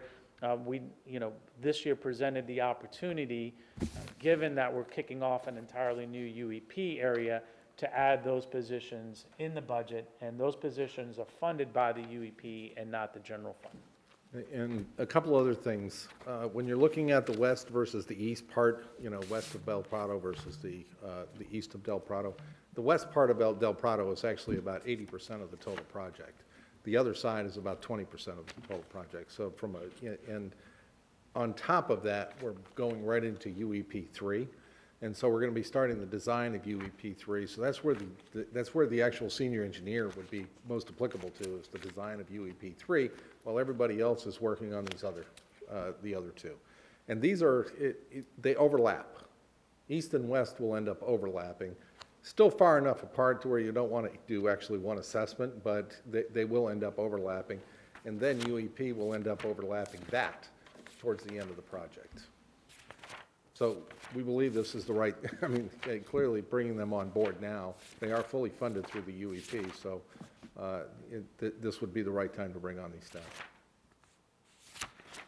Okay, unless there are any other questions on that, the next point that came up basically focused on departmental variances, and I think Mr. Mason addressed that in his comments, noting that the majority of the change in personnel costs were associated with transferring the retiree health care costs from was it retiree health care or pension costs from non-departmental to the actual departments that actually accrue those costs.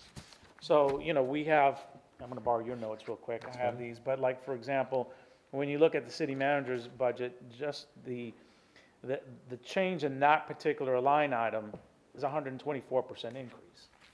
That's more of an accounting, exercise rather than a true increase in the department's budget. But, we have the finance department kept very detailed notes identifying all of the significant variances in departmental budgets. We have that. We thought maybe it was a little bit too much detail for you. We're happy to share that with you if you find that helpful. The next comment dealt with charter school reserves. I'm going to kick that off to Mark. All right, so on the page that you're looking at as far as the proposed budget is concerned, I think it was page 55, something like that. 56. 56, thank you. So you see the sizable increase that goes from 22 to 23. Within that reserves, that $6 million increase is associated with the ESSERS 3 program. The state, through the school district, is providing the schools $6 million for, which is called ESSERS 3. They're currently doing about $2 million through ESSERS 2. As the budget was developed, the part of separating them out and putting in the cost for ESSERS into a grant project was not done. So when the budget was developed at the charter school system, they threw the entire $6 million into the reserves. So that's all that really means. And you can see that, you know, from year over year, from amended to proposed for operating, for personal service, capital outlay, it's all very consistent year over year. So the ESSERS is not built into those line items. However, the charter school board is aware that there are amounts that are being proposed for ESSERS 3. And so when that budget is finally adopted next week on the 2nd, it will have an impact here. So there's nothing in this $12 million that would be available for anything other than the programming that is that's been provided by the state for something called ESSERS 3. Okay, if no question, we can move right along. I think we might be able to get through all these points by keep close of going. business. Yeah. We're trying. Okay. The next one, Mayor, you asked about the Fleet Services Building, and aren't we using debt in future years? So the plan is, so we wanted to be able to get it into Don't get the all program. choked up. So we wanted to get the cost of the building into the programming. And so in a 5-year plan, you tend to bifurcate things, you know, when you want to be able to get those numbers into the system. If we end up doing it by cash, it's bifurcated into the system when we know it's there. If we're going to do it by debt, we know that the funds are there, we've identified it, we're actually going to do it, and then we would issue the debt in the year that we actually need to issue the debt. In this particular case, the timing for issuing the debt might be 2024, it could be 2023. But that's how we end up doing 5-year plans. So when you look at the total 5 years, you see about $25 million for the project at the end of the period. But the idea would be is identifying, you know, the year in which we would likely need some funding in order to do the work. That's the reason why it sits there. It's not designed to indicate to you, I mean, at this point in time, there is no sufficient cash that's available to go build this building on a cash basis. So debt will be issued. It might be a combination of debt and cash, you know, depending on where we stand at the end of this fiscal year or in the future years. So I don't want to, you know, I don't want to, you know, take away the flexibility of identifying what the best course of action will end up being for financing the building. And then, of course, if you issue debt, you then recognize the revenue that comes in Correct. as debt revenue, so Right. you can expense against it. Correct. So my question is, did we allocate out of the general fund $10.3 million? We did not. We identify it. It hasn't been budgeted yet until, you know, when we actually identify it as part of the budget. Right now, we talk about the general fund ended up paying it back if it is issued by debt. That's the reason why you see general fund there as the funding source for paying debt back. So are we allocating $10.3 million if we approve the budget this year out of general fund? No, you're not allocating any money out of the general fund in cash. You're identifying it in your improvement plan that you intend to build the building. Okay. All right. Next year, if we haven't done anything, when we come forward in 2024, we would update the 5-year plan, and if nothing was done in 2023, we would identify it in 2024. And it's designed to be a dynamic 5-year, 6-year plan. It's a placeholder. Yes. So under no circumstances is $5 million or $10 million allocated from the general fund to pay for that building in fiscal year 2023. The only thing that we have allocated so far is the money for design. Correct. 1.8 million, I think. That's it. Everything else is just a number that's a placeholder. Okay? Any other points on that? And we'll move on to the next one. The next one dealt with personnel cost savings, salary savings, or budgeting for attrition. I will tell you, and I think we've had this conversation before, I've worked for organizations that budget for attrition, usually anywhere between 2 and 6%, and those organizations did away with that. It's too restrictive, right? And it's almost, and pardon my terminology, it's almost like you're playing a game, right? So we can go to the police department and say, you're going to get 20 new positions, but we're also going to budget attrition. So you can't really hire those positions until, even though the budget year starts October, and depending on how much you budget for attrition, it may mean that you can't hire those positions until January, right? And so the other thing that it does is it limits your flexibility. So when you budget at 100%, and you have attrition during the year, and you will always have attrition. People leave, people retire, things of that nature. You may end up with some, the salary savings. And as you go to fill positions, it may be that you have a great candidate and you want to bring in that candidate at a salary higher than it was budgeted. And typically what happens when we budget vacancies, we budget at the beginning of the salary range.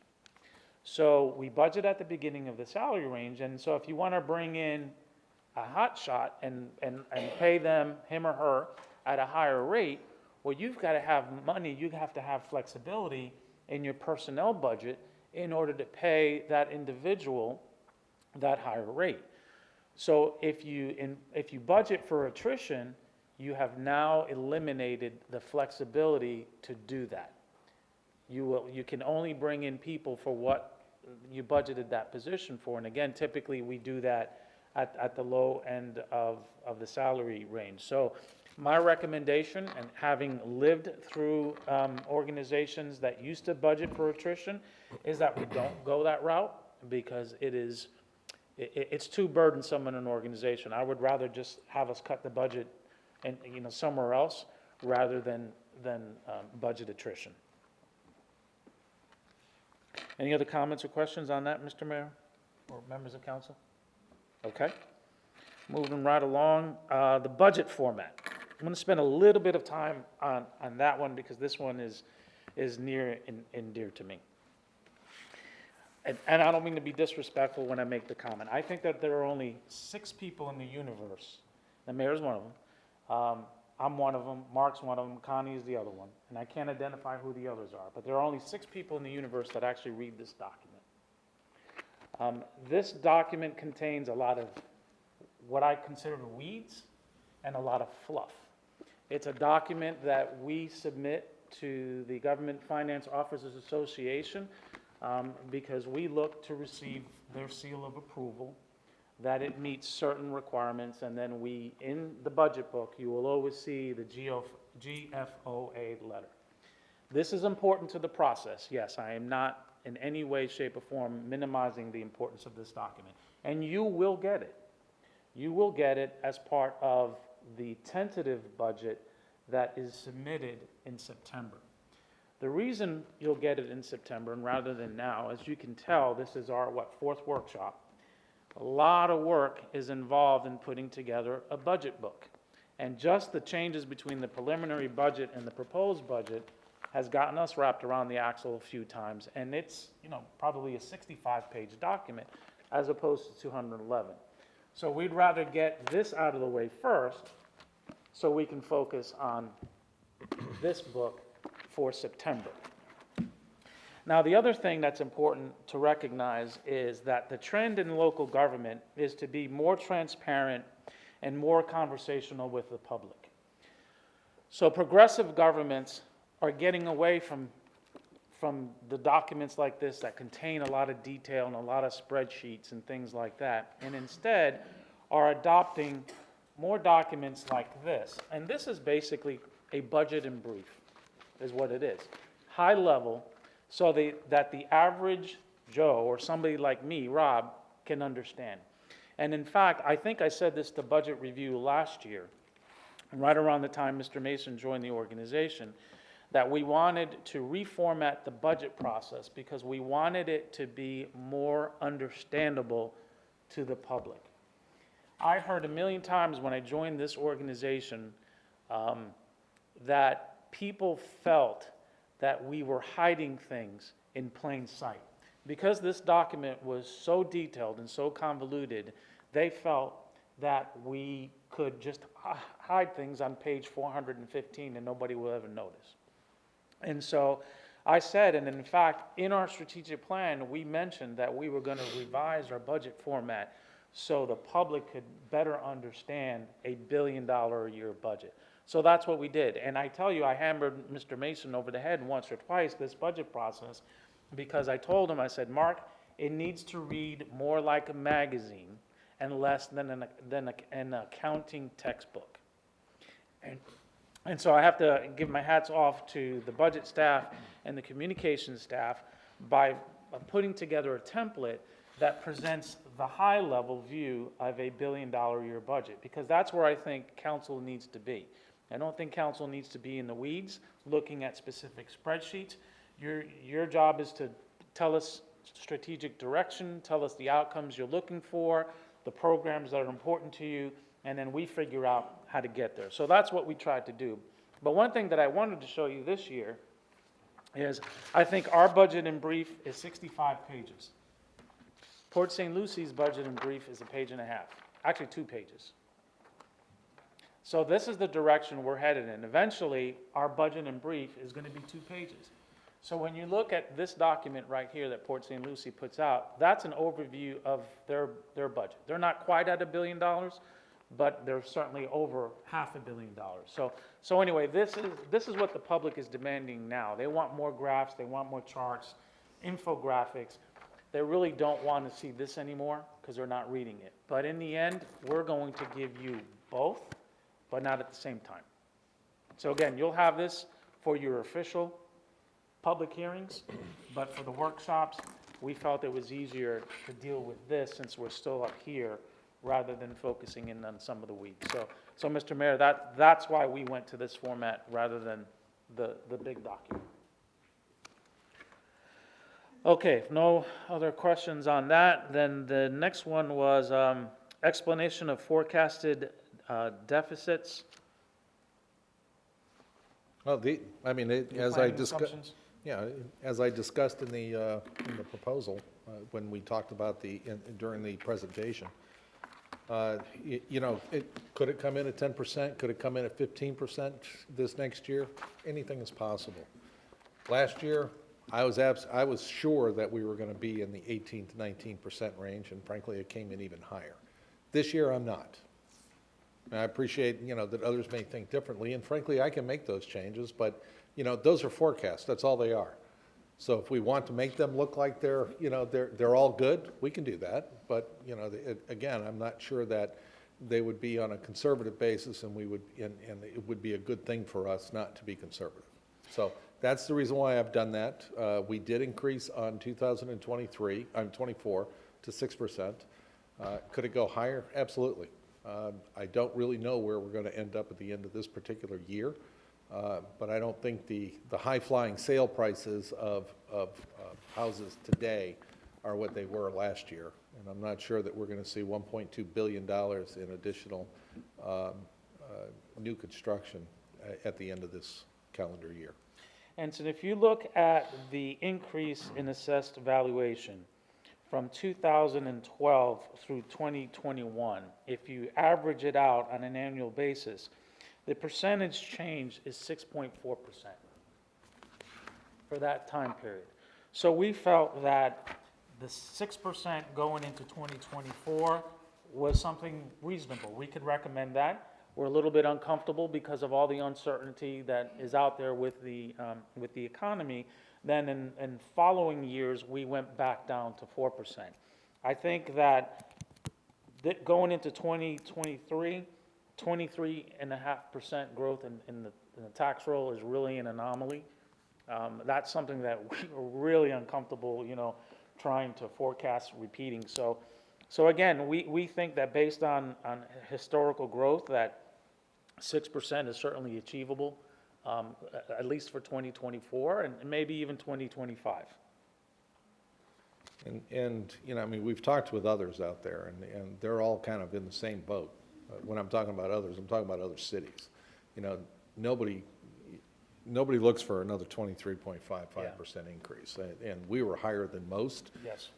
You know, but I'm not sure that anybody's really looking at 10% either.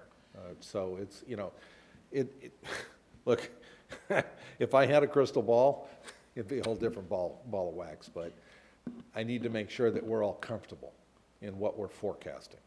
Yeah. And so we forecast utilizing the contracts, we forecast utilizing what the inflation rate is on a number of items, you know, what people purchase. When you're talking about office supplies, we're not seeing very big changes in office supplies, but when you're talking about chemicals, we're seeing some, you know, very large changes. So, you know, when we take all that into account, and you know, these folks back here are very good at what they do, and they see these costs out there.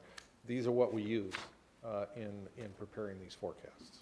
And when we look and, you know, we compare ourselves to other jurisdictions, when we actually review their proposed budgets, high-growth areas like Port St. Lucie, Fort Lauderdale, Sarasota, those communities did not have the increase in overall property values as we had here in Lee County. And they're high-growth areas, just like we are. So again, we're a little nervous overestimating what future growth in the tax roll and future property tax revenues could be. So we think we're realistically conservative. And so again, we're comfortable with 6%. Anything above that gives us a little bit of heartburn. Okay, then the other item dealt with how did we arrive at the average household value? Sure. In terms of being able to estimate the cost to the property taxpayers. And then related to that was a discussion on impacts to non-homesteaded properties and commercial properties. All right, so, I mean, we have the tax roll from Lee County, you know, as of 12/31/2021, which is used for the development of the millage rate for 2023. And so by utilizing that, we go in there, we look at all the, you know, we total up the total assessed value for homesteaded properties and divide it by the total number of properties that are included in the database, and that's how you get the average. And the average is $274,427. And because we're looking at a 3% increase from a comparative standpoint, you simply divide that or multiply it by 97%, that gives you what the potential of what it could have been in the prior year. And so that gives you your delta, your difference between the two. So in the prior year, although the average rate would have been different, you know, based upon a taxable value of something different at 16 billion or 18 billion at the time, in order to be able to show you an apples to apples comparison, you just take that 274, multiply it by 97%, take it back 3%, because the homestead is a 3% increase for this fiscal year. If it had been something else, we would have dropped it down at a different number. But it was 3% this year. So that is your delta when you're talking about the average taxpayer. Now, for non-homesteaded, the max increase by law is 10%. So if you've owned the property year over year, you're only going to see a 10% increase in overall taxable value. That's just the way it reads. And so whatever the increase is on whatever that particular average value was, the most you're going to see is a 10% increase in, you know, from year over year. So when you drop the millage rate from 6.25 to, you know, 5.55, you're going to see a decrease in taxes because that's over a 10% decrease. You're going to see a decrease in taxes for non-homesteaded properties as well, assuming that they've owned it year over year. So that's how that's calculated. When does the trim notice come out? Trim notices will be going out, really soon. It's 8/9, Yeah. probably starting next week. Right. Probably starting next week, I would expect them to start going out to everybody in the county. So that hits, I guess that hits Yeah, all the that's- questions that I'm aware of. That's Was what I've there got any on. others that we missed? I may have missed something, Mr. Mayor. Yeah, I think you guys covered most of it. I think what we need to do now is kind of go down and give staff the direction that they're looking for. I'll start out. For me, to start with, the items listed in the preliminary budget over the proposed budget, as far as the values on page, in the preliminary budget, page 3 of the preliminary budget, versus page 4 in the proposed, as far as the dollar amounts for certain projects. I would prefer to use the list in the preliminary budget and take out 2 of those items, one being the construction for JC improvements that we've already spoke about, and the 1.5 million for the design of the improvements at the coral facilities, which we all agreed that that could be budgeted in a future year. So that's about a $4 million if you add those 2 together. And what I would propose to do with that 4 million, at this point, until we know more with the gas tax, allocate half of the 4.5, which is $2,250,000, towards the PD&E study in this fiscal year, and pick up the remaining in the following fiscal year, or try to work an agreement out with the county. And also still wait to hear back from staff if it's advantageous to use the gas 6 cents gas tax. But in the interim, at least allocate half of that for now, and then engage in discussions with the county on the other half. Mayor, I'm sorry if I didn't hear correctly. Did you say 250,000 or 2.5? $2,250,000. Oh, 2 million, okay. Half of the Okay. 4.5. I missed the 250,000, sorry. So Sorry for half of interrupting. the PD&E study fund this year, and then try to engage with the county or any gas tax on the balance. Also, out of that $4 million, because I am going to recommend going to the rollback rate, there will be a $863,000 still balance for our public safety for the police department. If you add those positions up, I believe that's what the number is. I don't have it right in front of me, but I believe it was $863,000 for those positions. I know they're reoccurring costs, but I want to add those back into the budget. And that still leaves around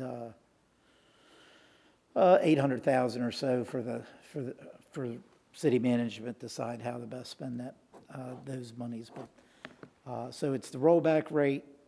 Utilize the list that's in the preliminary book, 50% of the PD&E study, add the police officers and the positions that were outlined, which is about 863,000, and the rollback rate. That would be the recommendation and the direction that I would give staff to move forward. And we'll go to Councilmember Tate. I know, I already answered. Okay. So I think what he's looking for, with any questions that each council member may have, surely get those answered. But I think they're looking for some type of direction today, where to go. All right, okay. Well, at this point, I still think we're fighting over $4 million, and I don't mean to trivialize that. And I understand all the dollars that we're moving around, but I'd like to see those dollars. I'm still at the 5.5, so I'd like to see those dollars. And so I don't know if we're having another meeting, but sounds like we need to have one, so we can see those adjusted figures based on what other council members may say. Councilmember Welsh. Thank you, Mayor. As I've always said, the 5.5 has been my rock bottom, so I haven't seen anything here today that has made me think differently, that we need to go to the rollback rate. As I said before, and I'm going to say now, we met in January, all of us, including the Budget Review Committee, and everyone left that meeting in January saying that we felt that the city needed 10% more than it did last year. And that's exactly what city management has provided us. We're also looking at what's right now in August, 9.3% inflation, projected to go even more. So if we're expecting, and tell me if I'm wrong, Mr. City Manager, that The trim notice gives you the exact same amount of money that you had last year, and we're already at almost a 10% increase in inflation. How are we supposed to spend the same money we did last year when, next year, when the prices are already up? So to me, being the fact that back in January, we had the foresight to add 10% more, we all agreed on it. I think we should all agree on the 5.5 rate and not try to force a rollback rate. Like Councilmember Hayden said earlier, we can't think 1 year in the future. We need to think 3 to 5. That's all we took, and all of us took 3 to 4 days out of our year to talk and go through the ULI study. We went through the strategic plan again this year, and we all see what Cape Coral needs. And to reduce it back to exactly what they got last year is not doing any good for our community. So unfortunately, I was out when we set the not to exceed rate at 5.5, but now that is my not to go lower than rate. So I don't think there'll be any way I'll budge less than that number unless votes go differently. So the second part of what we're talking about today is the one-time expenditures, which is what I believe these to be. And I'm sorry, Mr. Mayor, you're saying that you're going to take $4.5 million out and bring $4.5 million in on the 6-cent sales tax. But one of the other things we all said we need to do is complete the UEPs. So if the 6-cent sales tax is helping complete the UEPs and keeping the cost down, You mean the gas tax? the gas tax, sorry, 6-cent gas tax. But if the gas tax is being used to complete the UEPs, then I don't want to take that money to do a PD&E study. I do agree with you, though, because I've been looking at this since the very beginning, and even tried to bring it up last time where we weren't talking about the unassigned fund balance, is that we can do that over 2 years. So if we do that over 2 years, we reduce it in half to the 2.25 million. And that allows us to open up some of these removed items that are on the list. So the removed items on the list, if you add them all up, aside from the two that are at $2 million apiece, we can easily fund everything that we need. The community needs assessment comes back in. The tree canopy comes back in. The sports complex parking lot design comes back in. The art master plan comes back in. The crime center that the police chief has been asking for 5 years comes back in. The budget software, which even the budget review committee said they need, comes back in. And it still leaves somewhere around $300,000 left over, if not more, that we could add to the parks renewal and replacement. So that's where I would put that leftover money from that. I personally think that the business license tax study is something that can be done in-house. I could be wrong, but I think if we're just looking at what we're charging for business licenses compared to the city, and then trying to find an average in what it is, or for the rest of Florida, could you explain a little more what the business tax study is? It actually goes beyond that. I think the last time we amended our business tax ordinance may have been like 2006, and we need to modernize it. There are all sorts of categories that really don't even exist anymore, right? That we charge business license to, and so we need to clean that up and modernize it and get rid of all these occupations and professions that no longer exist anymore, and start including some of the newer ones that are out there that we may not be catching. And state law is very, very specific. It limits your flexibility and ability to do much with business tax. And in fact, Mark and I have been having discussions about, there's something called a equity study commission. No longer available to us, unfortunately. Okay. Yeah. So at one time, you didn't even have the ability to set the rates. You had to create this independent body, and they had to undertake the review. And then you're also limited if you wanted to increase business tax rates, and that's not what we're suggesting, but the state legislature severely impacted your ability to actually raise rates. Yeah, at this point in time, this study is all about evaluating our current classifications, getting rid of those that we don't need, put new ones in, and then have equity within the fees associated with the new ones versus the existing ones. That's basically where we're at with this study. Okay, well, in that case, it's not much more, because I'm saying the balance of the 2.25 can go back to the parks. Okay. To maybe get a few new air conditioners that are not 25 years old, going through. So that's kind of where I'm at with that. As far as, I probably shouldn't ask that question. I was on a roll, and now I kind of lost it. But, yeah, so I mean, other than that, I think that's a better use. The other one would be, okay, so here I go again. As far as the 2 million that we took out for intersection improvements, it looks like we have 2 million in here for median improvements. I would hope that the 2 million in median improvements could fund the first 2 that are being done.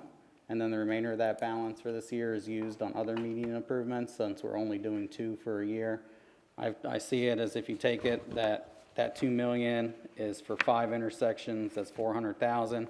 So if you remove 800,000 from the 2 million that we have in here for CTAC improvements, that's still more money than we had budgeted. Do you know what the current yearly budget is for median improvements So, without this additional 2 so million? this year, well, it's quite paltry. It's 312,000. So you were able to do an additional $2 million this year because we had one-time monies available to us going into FY22. And that's why we were able to put more money towards sidewalks, more money towards median improvements.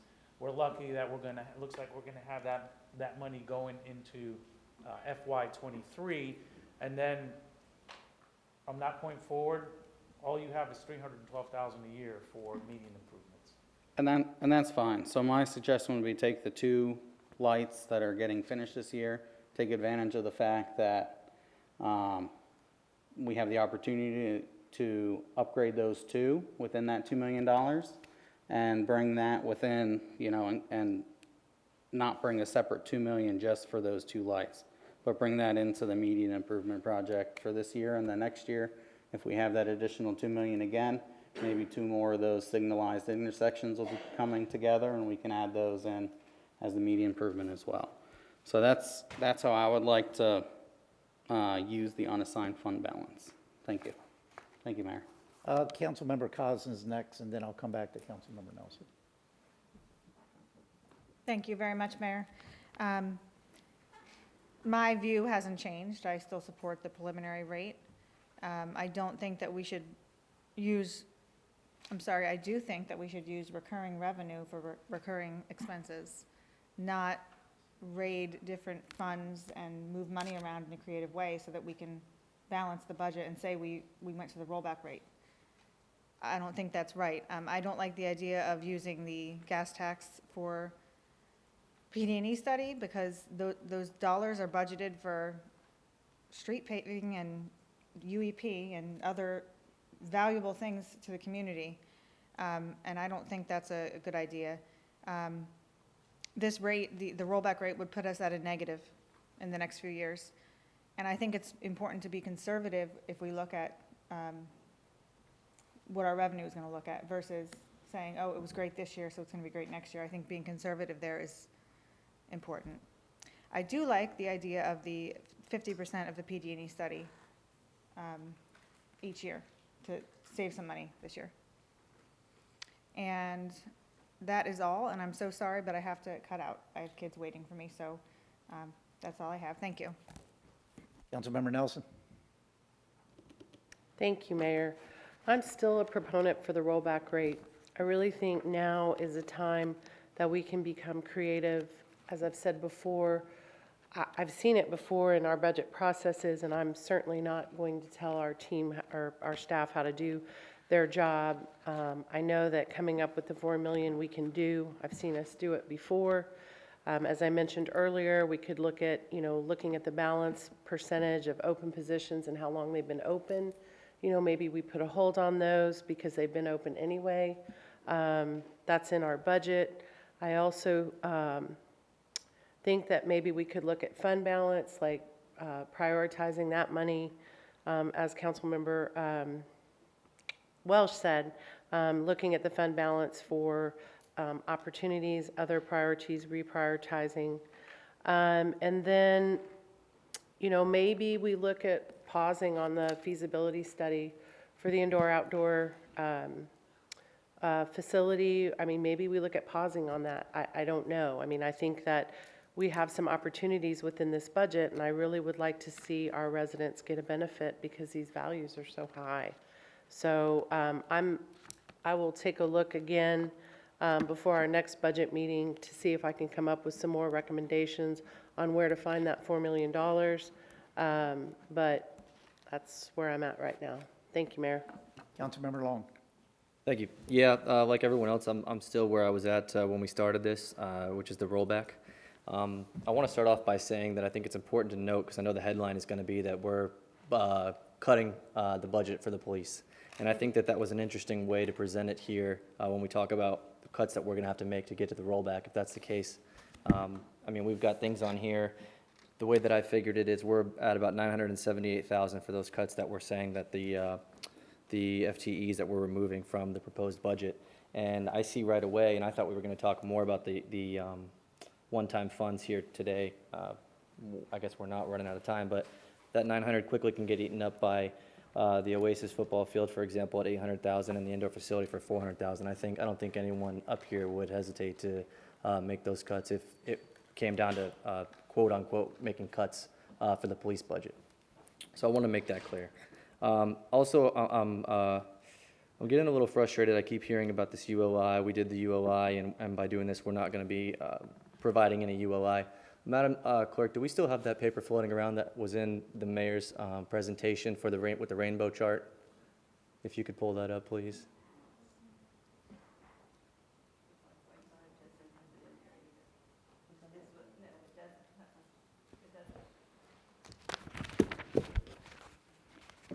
I have it here if you need it.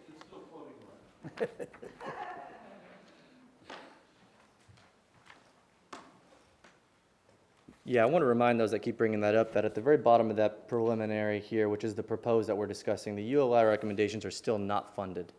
I think that's important because, again, I've heard that several times throughout this process, not particularly at this meeting, but throughout that, we did the UOI and we're not going to be able to fund the UOI. That's still not funded at the proposed rate here. So we're not cutting anything out from the UOI recommendations, even if we stayed at the proposed. And that's pretty much it for me. I think it's important for the rollback, if not now, when, like everyone else said, we've had a 23% increase in taxable property values.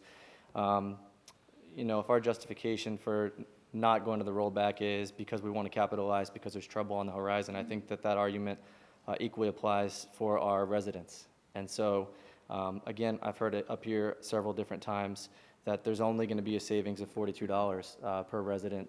And I want to remind everyone up here how many emails and phone calls that we still get today, almost a year later, for removing the 500 kilowatt exemption from the LCEC for the charter school, which equated to $27 for a year. That was last October. I got 2 calls this week for it. So $42, which is higher than that amount, means a lot to a lot of our residents, and I think it's important to keep that in mind. Thank you. Thank you. The only thing I wanted to mention too, just for the record, I mean, the county, Lee County went to the rollback rate last year in their budget, and they recommended going to the rollback rate again this year. So I just wanted to put that out there for the record. Councilmember Welsh. Thank you. Mr. Mayor, I'm glad the county's able to go to the rollback rate. I'd like to see them spend more of that money in Cape Coral, though, so we don't have to worry about this argument. But as far as to the conversation that Mr. Long was saying is that we keep saying, actually, I'm sorry, cut me off guard with the county thing, but what was one of your positions that you just mentioned? ULI isn't funded. Yes, okay, the ULI. Thank you, Gloria. So as far as the ULI not being funded on that pie, that nice, whatever, gas gauge or pie chart that was there, I would rather see all of us up here arguing that the 5.5 doesn't have any money going to ULI. So if they're arguing you for $4 million to find in the budget, I would argue the other way, saying, why can't we find $4 million towards ULI going in the 5.5 rate? So on a counter side to that, yes, it does say that it's not there, but I'd rather us be fighting to see some money put in there at the proposed rate. Thank you. Councilmember Shepherd. I'm going to stick with my decision with the rollback. You know, we had tremendous gains in value in our city, but at the same time, we have this inflation. And what we have to look at is, you know, we got businesses that their electric bills are going up $1,000 to $2,000, and citizens adding hundreds of dollars onto their electric bill, plus fuel to get to work and food and everything else. You know, if we kill the machine, then we're not going to be able to do anything. And the citizens are the machine that feeds the city to get things done. So I think has to be a balance. And I think it's time that we do what we can to help the citizens in these struggling times. Another thing is, you know, I've been an entrepreneur my whole life, my whole adult life, owning businesses, and I always set high goals, and I believe that we should continue for our city to set high goals. But I never once strayed from my goals just because I had a financial impact, a bad year, a bad couple months, or anything. I just always said, well, I'll find a way. So I think that we have to find a way to get the things done that we need to get done. At the same time, we have to help the citizens get through these hard times. So, you know, I don't plan on knocking anything off our list of goals. I just think we have to be more creative in getting them done. So I'm going to stick with my decision. Thank you. All right, and I think Councilmember Hayden, you've kind of made your point earlier, and I'm sure it's still the same. Yeah, just on the PD&E study, certainly agree with half of the amount, and then working with the county to see if they would possibly contribute, since a lot of their residents will be impacted as well. Putting the Sparkle back in, Project Sparkle, is a good idea. So, you know, hopefully we can work that money in. And you know, the city manager made an interesting point that I think got overlooked by this council. The money may be there for movements this year and sidewalks this year. We go to the rollback rate, we're going to have to find that money for next year. Better funding position to continue the momentum of that project, which basically means the 2.5 this year and 2.5 next year means we finish the 1 mile of sidewalks from the schools. So it's a factor to consider. You know, we heard our position of being able to do that with the rollback. This is a snapshot in time. We heard our position of doing that by going to the rollback as opposed to the proposed rate. So that's the city. You know, you mentioned the city attorney's been quiet.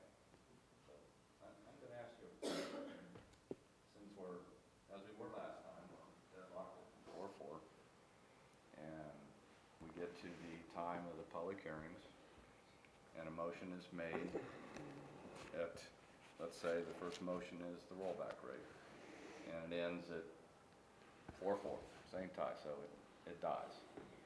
The next motion is made for the proposed rate, 4-4, it dies. If there's no give by any council member and we remain tied, what happens to the budget? Sounds like it's going to be a late night.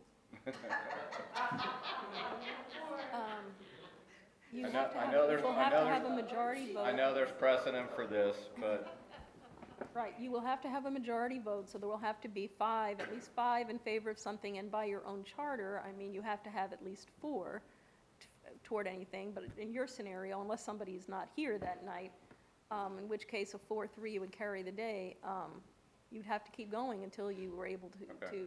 Now, obviously, the first night, when you're doing the tentative millage, my recommendation to you would be stay high, because it gives you the ability to go low still. If you cut that, then you've tied your own hands. If somebody says, oh, on second thought, I'd rather go up 0.001, you would have tied your hands.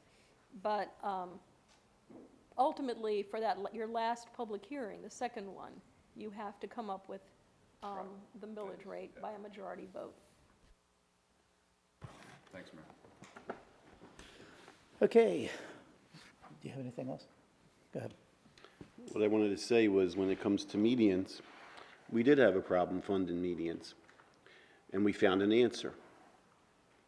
And the citizens have matched the amount of medians that the city has budgeted and done, and the city hasn't paid for them. The citizens have paid for them. So my point is, we set a goal and we find a way to accomplish the goal. And, you know, we need an aquatic center, and you know what? We're going to get one, because you set the goal and you figure out how to get there. And that's all I would like to say. We don't have to put a negative spin on, you know. I don't allow the word can't in my family. My children aren't allowed to say can't. You find a way. So we're not going to take anything off our goals. We're going to find a way. And there is a way when you don't give up and you find a way. Thank you. Councilmember Walsh. Thank you. I'm just a little confused on the numbers you have over there, Councilmember Shepherd. Mr. City Manager, do you know what the current amount of money that's been sent by the City of Cape Coral out of the general fund for medians that are improved this year? So off the top of my head, I don't have that figure, but there are a couple of things. So I think we allocated $1 million to Rose Garden. We allocated $1 million to Chiquita. And then we also allocate money to cover some of the costs associated with Adopt a Median. Because remember, we are putting in the curbs. We put in the enhanced soil that's required. We also put in, if I'm not mistaken, the service, the irrigation line to the median, and then whoever adopts that median then finishes out the irrigation line. So there are some costs to the city associated with Adopt a Median. Our donors do not cover the full cost. I think what the donors provide, again, is the irrigation and the actual plant material. Okay, thank you. So what I'd like to remind Councilmember Shepherd is that it still takes some city money even when the citizens come back. So if we go to the rollback rate and we cut all these extra funds that we have, that I know there is a way, and we're getting citizens involved, and the main goal is to provide a better magnet and a better community, that when looking at the rollback rate, it's going to make it much harder, especially for the two of us who are here for another 2 years, to continue to fulfill our campaign promises. So please think about that, as I'm sure we're going to be having another meeting next week, and keep that in mind. Thank you. Councilmember Shepherd. The citizens have done 7 medians. The city pays $1 million a mile when the city does medians. The city has budgeted 2 median locations. The citizens done 7. Ask the city manager how much money the city spent in helping with the projects that were donated. That's a savings. A major, major savings. That's called thinking outside the box, and that's what we need to do with other projects and other goals we have in this city, like an aquatic center. The citizens don't always have to fund the bill with taxes 100% to pay for a project. There's other ways to fund projects. We have to think outside the box, is my example. And we've seen this, that donated medium program has saved the city tremendous amounts of money, tremendous. Thank you. All right, Mr. City Manager, I think you got your work cut out for you. You got 4 to 4. I don't think, me personally, I don't think anybody's going to change their mind. So that's, can you develop 2 budgets? They have developed 2 budgets. Yes. Can you make some of the suggestions that we heard today, like the 2 million that's going back and forth and all that? Okay, so let me answer the question this way. So I see 2 components here. Number 1 is the $16.9 million in one-time funding. I think you guys have given us direction, clearer direction, on bringing back that project list that basically goes back to the initial list that we submitted in July. We make a couple of tweaks here and there to account for the PD&E study. I think we can get that back to you. Now, in terms of the operating budget, we've submitted you the 5.5568 scenario. That's on the table. That's the city manager's proposed budget. Now, what you're asking for is if we had to come back to you with a budget to get to the rollback rate, yes? What I have to cut. Right. So, Without public safety.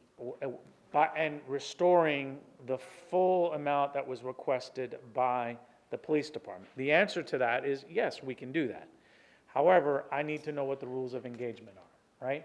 What I don't want to do is take a stab at cutting out of the budget, and then I cut from Program X. And then it turns out that, well, City Council is enamored with Program X. City Manager, what were you thinking? Knocked me over the head. Why did you pick on Program X? So you guys have to tell me what's in play and what's not in play. You got to set the parameters for me. I think one of the things that we talked about in our last meeting that may help you, I know you said that you had some clearer direction today with the one-time expense items or the parking lot items, whatever you want to call them. How about if we just take a dollar amount? And I think that that is going to be needing more discussion. So in other words, if it's 16.9 or 14 million, whatever it is, Okay. put that money aside and for parking lot items. And I think at a future meeting, it could even be after the budget, we'll take a look at those parking lot items. Just put the dollar amount there, because I think then what we're going to do, in my opinion, is then you look, once you get the actuals for the whole year, you see what kind of monies that you have there. We may even be able to add to it then. So we might even be able to do more than what's on the list now. Okay, so I think what I'm hearing is the possibility of not including the $16.98 million in the budget. That's not what I said. I said leave the money there as a placeholder. Okay, we can just show it in the. As a placeholder In the for reserves. parking lot items, and I think we're all kind of all over the board when it comes to parking lot items. I think that could be a specific discussion over a couple hours in the future, knowing we got $16.9 million. I think we're pretty close on the parking lot items, that he could bring it back next meeting and hammer it out. Think we're pretty close? I think so. Okay, leave it in there then. Yeah. All right. Sure. And I guess this is for everybody, because this happened last year, even though I didn't agree to it. Is there any appetite from anyone of looking at a tax rate between the rollback and the proposed rate? That's that halfback or something. 5.4. Yeah. It's 5 point. It's not in play. 436. I'm just asking, is there any appetite for that, since that's where we ended up last Well, year? maybe I that's just want what, to take it off the table if it's. I think it's still on the table because we set the not to exceed maybe rate. we develop the budget for that and the rollback. I mean, to me, I'm staying where I'm at, but, you know, maybe that's a thought. I don't know. I'm not gonna, I'm done. We could bring something back on that matter. Okay, that would be You all, great. if you're interested. I don't mean to interject here, but if I understand correctly, you want to put back the $1 million we took out with regard to police as far as the program modifications are concerned. So from a practical standpoint, in the general fund, we're talking about $1 million. So you're asking us to find $1 million somewhere else, or we look at an alternative associated with a different rate. Okay, so we can bring back all of that. And as far as the one-time expenditures are concerned, by all means, I mean, what we originally proposed is there, what you all agreed to at the last meeting are all there, so, you know, it's just a vote-a-rama to get to where you want to be. I don't know of any other way to look at that, but that's what it comes down to. Y'all kind of, you know, either come to a consensus for each item or not. Does that work? Does that get everybody to where we want to be? Yeah, I mean, I think you kind of hear from both sides. I mean, you got two sides here. And I think that you've heard both sides, and we already have the 5.5. We know what that is. You have the you have the rollback as well. It's on page. Well, we need it in this book form, like the 5.5. It would be the same thing. Okay. It's this page in your presentation, the second column, that says rollback rate. That's your budget. No, we're talking about the middle rate. No, And I can provide that as well. It's just to get to that, we deducted the items that were in the program modification. So nothing is different. Right. I mean, But I don't think, we're not going to get you a whole book like this that's going to look like that, because it would just be a couple pages that's going to change. And so it's, you know. Plus, we don't have time. And the Tuesday, I think, is your next meeting. Some of us are going to be at the Florida League of Cities. So yeah, I'm just letting you know now that we're probably not going to be able to send you the information ahead of your next council meeting. So you'll be getting your slides and everything the day of the meeting, rather than in advance.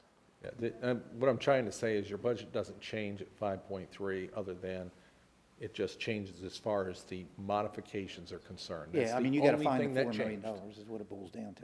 Well, no, No, we only need to find because $1 you're million. restoring only the police, is what I heard. You want to restore what the police had asked for. All the other program modifications that were initially in the proposed budget, well, those remain to be cut, right? So there was a position in budget.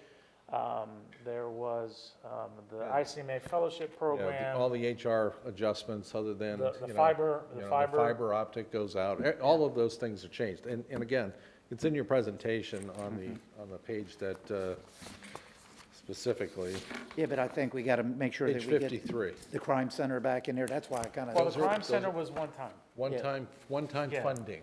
We heard you on that one. That, again, Yes. that's the easy part, we think. The one time is actually the easiest part. okay. What you're asking us to do from a millage rate standpoint is find $1 million. That's what Yeah. you're asking. Yeah, to go to the To 5.3 go to the rollback. To and go to the rollback, incorporate the police. Correct. that is the Which is the incorporation million of the buck, yeah. police.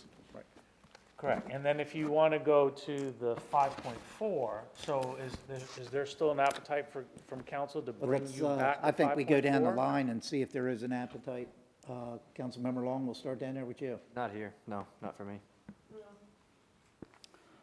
I'm at the 5.5, but unless I hear someone from the rollback say they have an appetite, then I don't have an appetite. But I would. If someone else came to the middle and we can fight for the middle, I'll happily fight for the middle. I'll look at it. I'm going to stay at the rollback. I'll stay at the proposed. So I think it's 5.5 or 5.3. So I guess my next question is, what do we hope to accomplish at next week's meeting then? Well, we'll have. You may get the answers that you want for the rollback rate, but the four of us that already have those in our budgets. So I guess I'm just curious what your potential outcome is for that day. Well, I mean, once we have the information, then we'll see if anybody changes. And if not, then we know we're probably going to be slugging it out on the day that we got to pick the, we better order food that night. Can I ask one question? Can you send us a memo on what the ICMA entails? Yes, that is it's basically an internship program. I know what it is, but can you send it out? So, because I think it's important that we know that, but when we just say we're going to cut it, it's not something I think I want to cut. If my city manager of 200,000 people plus can't be a part of that, Oh, no, that's not what that is. No, What, no. it's the internship program. it's internship, correct. Intern meaning bringing somebody else in. Yeah, but he's engaged in that process. Right. Okay. Councilmember Welsh, did you have something else? I did. I know one of the first things we were talking about with the rollback was cuts to fleet management. Is that part of what we cut, or is all of that not? Again, it's just a reiteration, when we talked about that at For the maintenance. July 20th meeting, it really, when we left, it really came home to roost that when we developed the budget at the 10% increase in taxes, and we developed the program modifications, they were related to the 10% increase in taxes, just like the city manager had told you earlier. So if we're not at the 10% increase in taxes, we would not have recommended those particular program modifications. We would have recommended something else, much less. And so, you would not have seen 15 police officers or 15, positions in the police department. You would have seen something less, because we would have been restricted as to the amount of money that would have been available in order to make that recommendation on any excess revenue associated with our revenue sources. So at So the that's where we're at. 5.36, is there any deferred maintenance In which on one? vehicles? At the 5.3694? No. Okay, so there's no deferred maintenance in any of the vehicles? Well, I don't know yet, because we got to find $1 million. If we're going to find $1 Okay. million in order to, So that might become like, as of right now, no, is the answer As at of the 5.3? This minute, but I can't guarantee it. Okay, thank you. That answers my question. Okay. Does that give you the direction you're looking for? I think we have something that we can work with to bring back next Tuesday at 2 o'clock. But remember, you're not going to get anything in advance of the meeting. We have to adjourn? Okay. Time and place of future meeting. We have a joint city council budget review committee budget workshop is scheduled for Tuesday, August 16th, 2022 at 2 p.m. here in council chambers. Do I have a motion for adjournment? All in favor, say aye. Aye. Any opposed? Meeting adjourned.